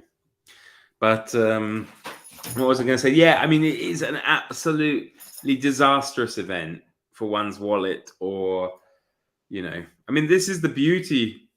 I was going to say, it's the beauty of having so many books, Sean, is that you probably could do the whole event without buying anything new, but it's not really worked out that way. Sorry, I was just replying to sending Steve the link in case he wants to. Sorry, what did you say? I've forgotten. It's bloody hopeless, aren't we? What was I saying? Somebody? Oh yeah, is how bad it is for the wallet doing events like this. Oh yeah, yeah. But I mean, the one advantage for you having so many books that you haven't read is that you could probably do the whole event without buying anything new, but it's not really working out that way, right? So yeah, not too much. Yeah, no, Steve. Yeah, I would never say you can't do it. I just think it's a little difficult to do on video, and what most people call reviews aren't, and they anyway. That's all water under the bridge.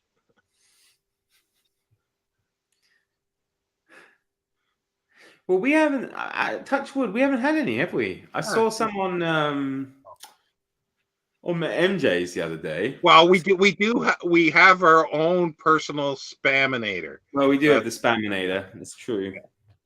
Which we are quite honoured by because he quite often haunts Steve's streams. So it's nice that he pays us lowly mortals a visit as well. But we did have fun last week with the bless her, the woman asking for a tarot reading. Oh yeah, I couldn't figure out what. And I was getting worried that it was spam, like really, and then it was just actually really sweet in the end, which she was asking, I guess, probably about some boy, about whether she had a chance or something like this, and she thought Friday Reads Live or whatever we called it meant that it was like a reading of tarot cards. Yeah, so it was cute, and she was so apologetic, wasn't she? We could add our stereotypical hat and thing that we could have just popped on. Oh, there's somebody here. Well, Erica was saying something about. Erica was saying hat and thing that we could have just popped on. Oh, there's somebody here. Well, Erica was saying something about. Turn the thing off, Steve. There's somebody here. Better, yes. Thank you. You two are unbearable enough just in mono, let alone stereo. But delayed stereo. I can just imagine what the stereo would be like. It would double the number of times that the viewers hear. What was that? I don't remember. Oh, what was that called? Oh, I don't remember. Instead of hearing that just once, they'd be hearing a cascade of that. What was I saying? Are you making fun of the inflicted, Steve? Well, what's Mark's excuse? It's contagious. Long COVID. He can't remember his middle name in half your live streams. What was that called? Oh, Alvin, I love that Alvin. Book /show /Broadway show /live stream. So what have you read this week, Steve, other than JFK documents? There's been a lot of JFK. I've had to go back and look at a lot of the major books. Starting with Mark Lane, starting with Rush to Judgment, right there in 1964, and moving on from there. And it's well, this is the thing that gets back to the review. That's what you do for a review, not read one or two books that are current and then say, I liked it, I thought it was good. Well, okay, but there are two ways to go about this. One is to go about it the New Yorker house style, where if you're going to review X, it's expected that you will read everything X has ever written and everything that's ever been written about X. But there's another way that's every bit as legitimate, because books don't come with their own libraries. Books come individually. They greet you individually. It is totally legitimate to review the job that a book does on its own. You can't be. Yeah, I see what you mean. Yeah, you can't be school child ignorant, right? You can't go into a history of the Babylonians saying who are the Babylonians. You can't be school child ignorant, but you do not have to know the literature. If you're writing for a general audience, you definitely don't need to know the literature. I think, in my opinion, a review is possible along those lines. I think that's true. It's almost like if you're writing an academic journal, then. If you're doing what is it like the right reviews, the copy that I had to write today, I was kind of amused by the two of you saying he's working on his copy. It was only 6,000 words. I am done. Okay, good Lord. I'm not a chin-stroking ponderer. I don't need all the world to write 6,000 words. But in that 6,000 words had to do with how the books have changed. So that is the subject of the piece. So you wrote a historiographical piece. Historiographical, yeah, about how the books have changed. Well, that would be interesting. Because half a dozen books, pamphlets and books and whatnot came out before you could look at the Zapruder film. Half a dozen books came out when the most the writer had to deal with, some of them not at all, but the most they had were the still pictures in Life magazine. So you couldn't watch the frames. You couldn't see that horrifying moment. And then all the books had to incorporate that. And then, in the 1970s, you had one minor numbnuts, Jimmy Walnuts mafia figure after another trying to cut a deal in prison by saying, yeah, I killed him. Yeah, I'm sure you did.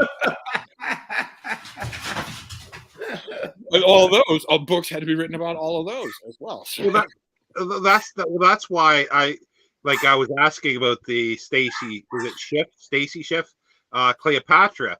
And anybody who writes something like that, new, they need to look at sort of the current archaeological stuff. I would think, other than just doing a general thing at times. I don't mean a reviewer. I mean the writer. In a book like that, Stacy Schiff can't be ignorant of the latest major archaeological finds, but I would argue that she shouldn't have to study the monographs that to write a book for a general audience. It should be, if you're writing a big book on Cleopatra, and let's say the year before your book comes out, Cleopatra's tomb is discovered or something like that. You don't want your book to be ignorant of that, but you don't want, a 10-year running argument in Archaeological Digest about what color her nostrils were. You don't need to know that. I don't. Yeah, no, but what I was thinking was that, because there's only so much known at this point, say, of X subject, and then all of a sudden you get the period. More is known about the period because of newer research. That's where I think that's where a book can be really interesting and new, even though it's covering all the same stuff, but the new stuff is put in there to either discount possibly or reaffirm everything that is known to them with new research. The general reader isn't, I think, going to look at that. I mean, I'm not going to know what's the newest archaeological stuff. Schiff is definitely writing for the general reader. She's writing for the non-specialist. But that's where I want to, when I read something like that, I want to know that if it's a subject that you already know about, you cover that. I want to know what new is around that period, and I want to read something fresh and new. That's me maybe, but I used to think that about ancient Rome, so I subscribed to the Journal of Roman Studies, 1 issue a year, $150, 1 issue a year. What's new is 1 issue a year.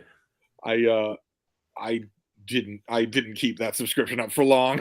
The back half of the Journal of Roman Studies was really good reviews of all the latest books, and not popular books, the latest academic works on Cambridge University Press and whatnot on that. That was really good. But do you get I don't know if you subscribe to the Kindle Unlimited or anything, Steve, but do you get some magazines thrown in with this subscription? Yeah. I was surprised Kindle that Unlimited and my Prime membership. I think that, I know we're not supposed to praise Amazon, but they really give you your money's worth. If they don't advertise a lot of it, so you have to go looking for where all your benefits are. But they really give you your money's worth if you're a reader. Yeah, I was surprised how many new things have popped up, like good new things or interesting new things at least popped up this week. And then the BBC History magazine is just included in my subscription. So I mean, it's a bit of fun, and and I was laughing because on the front page it was pirates. Because of the Great Pirate thing, I thought, the Great Pirate event is giving me huge conflict. I find myself only wanting to read fiction, pirate fiction, and I don't know that that's allowed. Well, I think Mark is. I think Mark is open for that, because I plan on reading some pirate ghost stories in November. Oh, okay. Well, I want to be sure that we're on the same page, just in case the Bean and I go up to Vermont. I don't want him poisoning my food. Oh, wow. Good luck.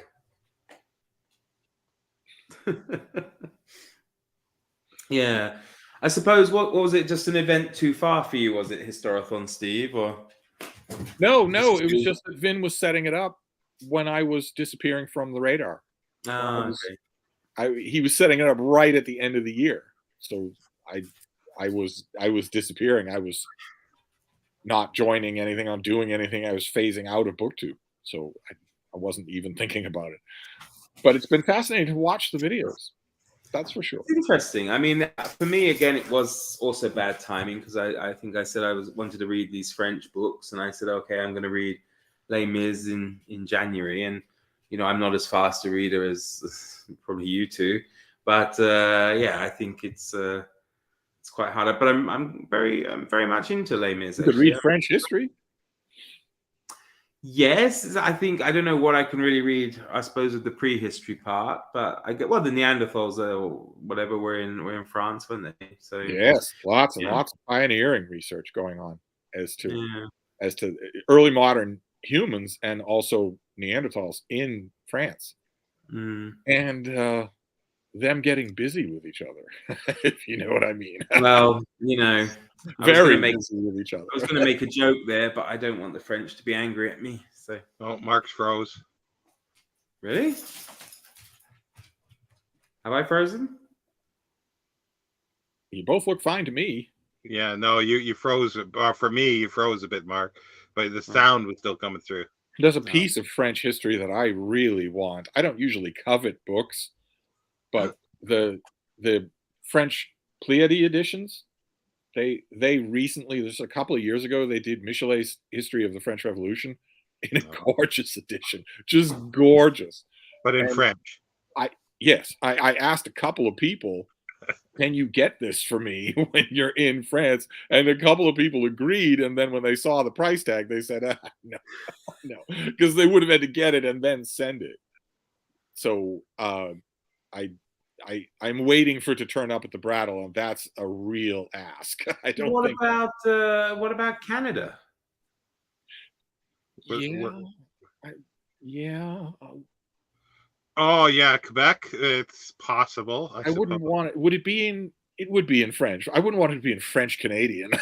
all brawling and arguments starting. Don't you threaten me? I wouldn't want, but it would be. I wouldn't have to worry about that. They wouldn't translate it into. I would just imagine it's the same. It's the same copy. Just right. already sent it there for sale. I hadn't thought of that. I keep waiting for it to come to the Brattle. Just like Amy. Amy would probably know a good bookstore that possibly. I should enlist her to go and look for it. There you go. I really want that. Just like I want the UK hardcover of Andrew Roberts' book Napoleon the Great. I don't want the American. The American edition is called Napoleon: A Life. It has a dumb David portrait on it. The UK hardcover just has fleur de lis on the cover. Doesn't have any portrait of any kind. I must have the American one then. I was just trying to work out which one. Oh yeah, the American one had 10 times the print run of the UK one, so it's the most popular one you run across secondhand, even in the UK. But I want the original, and it will turn up. Somebody has it. The UK edition is a brick, so somebody will think, "Oh well, I've got a long trip to Boston. I'm going to bring this great big book," and they will leave it at the Brattle. They will get here and realize I don't want to lug this around. Well, I mentioned the John Romer, the 2 Egypt books. I want the American editions because the British editions weigh like feathers and the paper is already brown. Oh, no kidding. Yeah. Oh, they showed up at the Brattle about 10 years ago. I got them and read them and then got rid of them. Yeah, I'd like to because I like him. And I keep every time I see a book that I haven't got of his now, I pick it up. You're not allowed to like him in 2023. You'll be totally canceled. You're not allowed to like him. I do. How often are you? I think your TikTok career is in real jeopardy. I am on TikTok, and it's not going very well. How often, Steve, are you the one responsible for books returning to the Brattle? So I have a rotating door at the Brattle. So you get them out and then you put them back as well. So yeah, I'd be up to my eyeballs in books. So does it work sometimes as a kind of lending library for you? You just take it, read it, take it back. Yeah, I don't like the idea of. I mean, the one aspect of the Boston Public Library or the Boston Athenaeum or the Merrimack Library that I don't like, libraries just in general that I don't like, is that if I fall in love with a book, A, not only can I not annotate it, but B, I have to give it back. Whereas with the Brattle, if I'm working on store credit, it's just a matter of how much I can carry, which is the same thing I would worry about at the library. Only with the chance that I can keep it.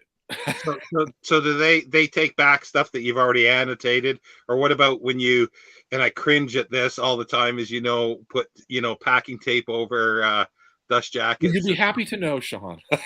You'll be happy to know that in consideration of your COVID-ravaged heart, I have stopped doing that. Thank you. I went online after your tutorial that I think you did in the laundry room of your building. I went online and bought a roll of plastic book covers. And I now do that. So I don't do the barbaric thing that was giving you the willies, it was giving you fits. I don't do that anymore. I put plastic coverings on my books, and it turned out it wasn't that hard to learn. No, it's not, and it's really nice because you could read them with them on too, and they're really good. The only thing is the first roll of plastic coverings that I got, I used them all, and then I showed one to Zach from the Brattle, and he recoiled in horror because the kind I used had paper in it. It was plastic covering, but with the backing of the plastic covering was paper, and you're supposed to put the cover in between those two layers. And he said the paper is deadly. He said if they get those coverings at the Brattle, they rip the paper out. Well, not when it's the acid-free stuff. The other ones are bad, but these are these are acid-free. The ones that you should have got were acid-free ones. They were. Yeah. But Zach said that paper just in general is bad, that it will dry, it will pull at the book, it will deform the dust jacket and whatnot. He was talking about it like it was the Armenian homicide, the Armenian infanticide or something. When it was, those I still have some of those left. He mentioned, he said to stay away from the ones that you mentioned in your video, Brodart. He said to stay away from those. Really? Go towards, I can't remember the name of it. He named some other thing. I found it online. Oh, because that's the thing. I don't know about that, because I know there's other ones that book dealers use, and they are bad because they are a plastic that shrinks, and that's really bad. So Zach's problem was with the paper, not the plastic. Maybe I should ask Mark Richardson, because Zach is caring about archival quality, and I'm not at all. No, these are archival quality. These are the best archival quality ones, unless somebody else has come out with some new ones. I'd like to know about it. But actually, since I'm a sexy influencer, I take all my notes on my phone. I completely forgot about that. I'm not Shawn'STandfast. I don't have to consult notes in a giant leather notebook that I've kept since my days prospecting in Jordan. For God's sake, I take notes on my phone. Demco. That's the name of the manufacturer, Demco. I'll have to look them up. They sound familiar, but I'll have to look them up. They do their covers in massive bulk. You have to buy like 100 of them. Yeah. So they're more expensive. You don't, the Brodart thing you can get 10 for $10. Yeah. See the thing about the paper backing, which is good, is if you got a fragmentary dust jacket. Yes. They're really good for that. Yeah. It worked like a charm, but I wouldn't have thought that it was possible at this late date for me to find yet another reason for the Brattle to dislike me. I did find another reason. Now they hate the way I protect my books. Well, I think he doth protest too much with those, but he might be right. I don't know. Well, they're awful picky at the shop, but I'm sure. Here, Rage Against the Machines. Okay.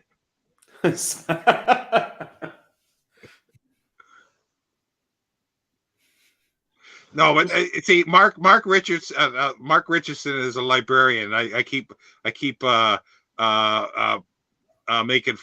poking him about that, because I recently had a book that it's impossible to take off the glue a lot of times on library books.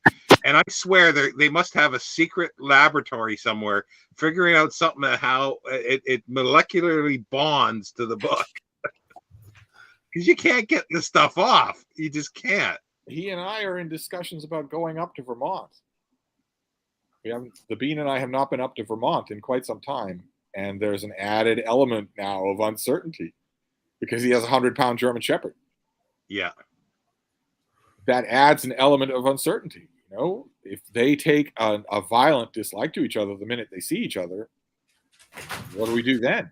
Then I'm not driving up there. I'm being driven up there. We would have to get in the car and go right back to Boston. I don't know how that will work. I don't anticipate many problems. We shall see. We shall see. It's male female though, isn't it? It's not two males. So right, it's male female, and there are a number of factors that I think will make it work out. I don't think it will be that big of a deal. I mean, Elvis gets on very well with older women, more than any other type of dog. Well, Frida is unbelievably dominant. She's not aggressive, but she requires the deference of every dog she meets. And it's possible that Mark's dog has never deferred to another dog. I don't know how much contact Mark's dog has with other dogs. Mark's dog will certainly defer to me. So there are all sorts of elements that will make this work. We just need to work them out. Even if it means that when the Bean and I get up there, Mark's wife stays with her in the car, and I go meet Mark's dog, and we go for a walk alone and get to know each other. After that, there won't be any trouble. I'm sure it'll work out. I miss drunkenly watching a classic Star Trek at 1 a.m. with Mark. I miss that. I miss just end book talks that start with one subject and just go on for hours. You see, what I'm going to do when you go up is I'm going to have some conversations with Deb, and they're going to hide the Star Trek ones, and all it's going to be is Babylon 5. Oh God, help us. I don't think he has any Babylon 5. I'm pretty sure that he doesn't. He probably saw an entire box set at a charity shop for $1 and thought that's too much, and he was right. I can expunge you from here. You know that, Steve. And the worst part of making fun of Babylon 5 is that every way that I do it will sound like it would just be an open invitation for you to say, what about the original Star Trek? I want to talk about its hammy overacting, but how can I do that when the original Star Trek has William Shatner, right? Yeah, I know. Well, that's like I do not defend the acting. I want to talk about the simplistic science fiction concepts in a lot of the episodes, but one original Star Trek episode has people that are black on one side and white on the other, so I can't do that either. I literally every criticism that I have of the show would be turned against me. Yeah, but well, the thing is, like, I always look at it is that you look at the Star Trek too. You look at the whole is more than the sum of its parts. And the same with Babylon 5. The whole of it is more than the sum of its parts, because sometimes the parts aren't the greatest. But as an overall thing, they both work well. So I concede that. Bye, Sonia. I have to ask this shed that Mark posted on Instagram with the opening for a telescope. Is that his or a friend of his? No, it's going to be a community thing. It's going to be an amazing thing. Imagine school children being able to go and use a high-powered telescope. Yeah. I thought it looked. I thought originally when I saw the telescope that it was Mark's continuing surveillance of Jason Harrigan's library, but apparently he's going to turn it on the heavens. So Micah Cummins is here. Poor sick Micah Cummins. Yeah. And he uses Demco covers. And since the sun shines out of Micah's arse, I guess we should all use Demco covers. He is BookTube's chosen one. So the Demco covers are the preferred Mylar covers of BookTube's Muad'Dib. Well, the thing is, for book collectors, it's always been the ones I use. And if I don't know, I think I've heard of Demco. I'm gonna have to look into them. But the thing is too that we're talking. Well, see, this is the thing. There are books that a friend of mine has with the Bro Darts on that are 30 plus years old, and they're perfect. They're still white and they're perfect. Then what is Zach talking about? So that's because the thing is, Bro Dart do ones that are bad. They have printing on them and everything like that, and they discolor the dust jacket. They do other things. So I know that these work good after 30 years. And because a friend of mine still has them on 30 years later. And I even was sent some of my own science fiction books that still have them on that I put on. I can't believe that in 30 years I'll be 58. That's just crazy, isn't it? It's amazing. It's just amazing. Hard to believe. Will I end up like you two? I'm not quite 58 yet, but you know. I will be in 2024. Oh, it's a bitter future I have to look forward to. Oh, goodness gracious. Oh, my.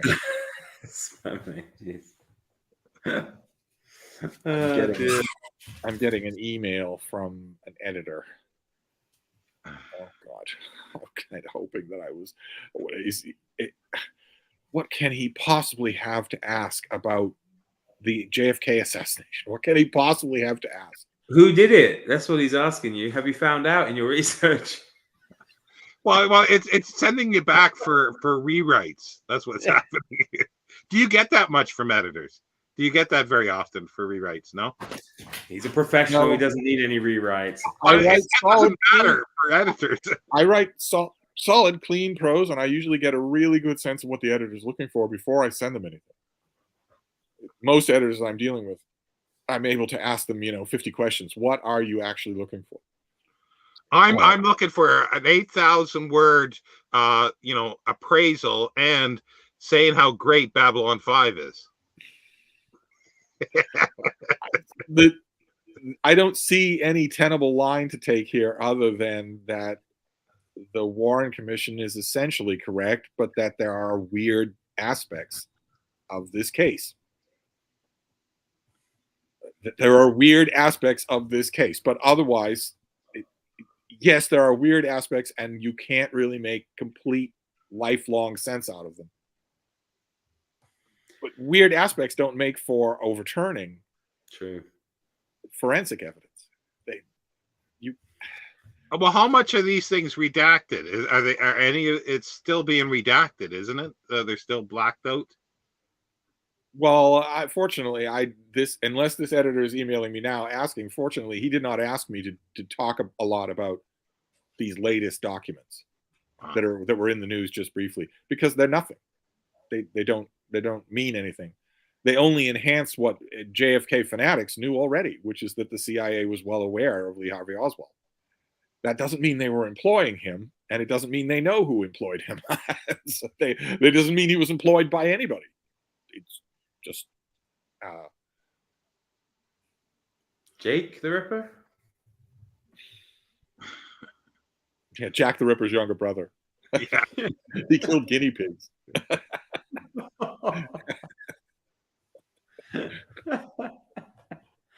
Oh, I didn't tell you, Sean, after our chat, was it last week? I found they have like almost all the seasons of Newhart on YouTube. So I started watching them. Yes. I mean, it does look old, but it's still pretty funny, I have to say. Did you watch that? Mark's twin brother is the handyman there, isn't it? Mark Richardson's twin brother is the handyman. George. I can see Steve's really impressed by the mention of Bob Newhart. I have watched this phenomenon as it developed. I have watched this phenomenon from its birth. And it wasn't born when Newhart started. And it wasn't born in Newhart's second season. It's a very flatly written, very obvious, very boring, very dumb sitcom. This fond, wonderful, misty-eyed remembrance about how great it was born in its great final episode, where people saw that episode, they saw the last 10 minutes of that episode and thought, well, that was genuine television history. It was so good. So therefore, no. No, there's no retroactive therefore. No.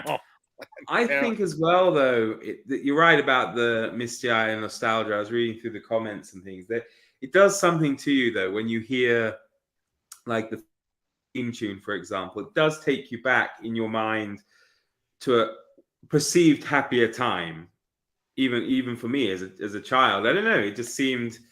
Well, I haven't since this first run, and I enjoyed it then. Well, I haven't seen it since 1990 or whenever the last episode was. But that tune immediately took me back to a kid in Bermuda and like just niceness. I don't know. It's not a sitcom's job to be nice. It's a sitcom's No, I job know. to be funny. And So what is Newhart's a not funny. sitcom that Not you do ever like, funny, Steve? except for the last 10 minutes. The last 10 minutes of the whole show's run was funny. What is a sitcom that you do like then? Frasier, Seinfeld, Friends. Seinfeld? Oh my God. Seinfeld I like. Try getting Friends. through an episode of any of those without laughing. Well, which is the whole point of a sitcom, is that you get through. I can't do that with Seinfeld. I don't laugh at all. Oh, I love Seinfeld. I find it Crazy. Yeah, no, I find it because I don't like the characters. The only one, occasionally Kramer or something like that, like especially the only thing that I remember is his coffee table book, and I thought that You're was not good. supposed to like the characters. That's the whole point. Is that But they're not not likable. funny either. They're just I don't find they're them funny. Now, the JFK parody that Seinfeld did about the loogie. magic loogie, that is as funny as TV gets. I don't know if I've seen that because I tried The to episode watch where Elaine encounters bizarro versions of Jerry and George and Kramer, who are nice and considerate. Frasier. I watched it at the beginning and then I lost interest in it for some reason. I liked it at the beginning. Frasier stayed great. The whole of but its run was utterly fantastic. What was the other one you mentioned? You said Friends, but I don't. Friends? I don't get Friends. No. Oh yeah, I don't find that funny either. It's not as funny as the other two, but it's still really well done. CSI best sitcom ever. Okay. I don't know. I'm with you with Seinfeld. I've been rewatching it at the moment. It's on Netflix over here. So, well, I don't need to go back to the '90s. I could come up with later stuff, right?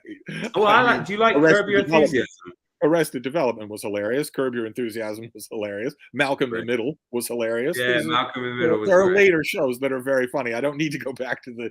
Never seen any of those. Babylon 5 was hilarious. I never seen any of those. Like I watched some. Like I like the British version of, I guess, of Friends. They call it is Coupling. Not the last season they did, but the first couple I thought were really good because I liked the way that they were structured at times. But yeah, I haven't watched anything new. You like them because you like the way they were structured at times. Why is it that you are measuring sitcoms in the same yardstick that you use to determine the viability of a Babylonian grain yard? It was a nice forensic structure. Well, because it's supposed to be funny. Not the good comedy. It's not the good comedy, but it does a twist to it, and the others don't. And I like the twist that was done to that. Oh, there are twists in Seinfeld and things, I have to say. But it's just, I cannot accept for myself Seinfeld or Friends. I thought they were just really bad. Friends, I agree with you. Friends, I agree, but Seinfeld, I can't agree with. There's a clip on YouTube. I defy you not to laugh while you're watching it. It's from Seinfeld. It's a blooper. It's an outtake. I'm sure it'll be the first thing that comes up if you type in Seinfeld and outtake or blooper. And I defy you to watch it without cracking up. Well, it helps that the cast is cracking up. I can't imagine what it would have been like to work there. Yeah, it's been funny. But I mean, Larry David is just. I mean, to me, Curb Your Enthusiasm is brilliant. Really enjoy that. I never saw that. Was that on a regular? That was on one of the specialty channels, wasn't it? It was on in the UK. I think it was on Channel 4. Oh, okay, so it's the UK. I don't know it. In the US, it was HBO. So you wouldn't have been readily able to see. It might be now TV in the UK now TV, yeah. But it's irregular as well because he takes big breaks. I think the first one started like just a couple of years after Seinfeld, maybe. I think maybe around 99, 2000, something like that. And he's still going, but he has breaks of like 2 years here, 5 years here. And when it's on, it's really on. And I'm sure that when it's the bits where it's really, really on, I'm sure you could see on YouTube. When Larry David goes to heaven, that is an absolutely sublime bit when he goes to heaven. and complains the whole time. But I'm not sure. I'm not sure Sean will like it because he hates George Costanza, and the thing is, Larry David is George Costanza, and he even reuses.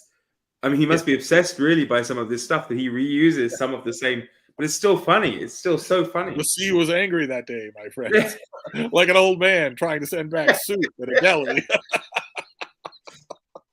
But he just has these weird things like the restaurant where it's divided into sections of good-looking people and ugly people, and he's obsessed by the fact that he is in the ugly people section, and it's crazy, but it's great.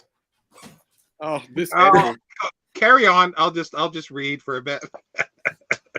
This editor keeps pinging me. I should probably go and find out. Yeah, well, we should go anyway. It's 2 hours 10 minutes we've been on. I'm amazed if there's anyone still watching us. Is there, Sean? Or? 14. There's 14. It's gone up since we got our sexy 28-year-old influencer. Influenza. Your sexy 28-year-old influenza. No, that's the real star right there. That's my favorite team. Thanks for the email, Steve.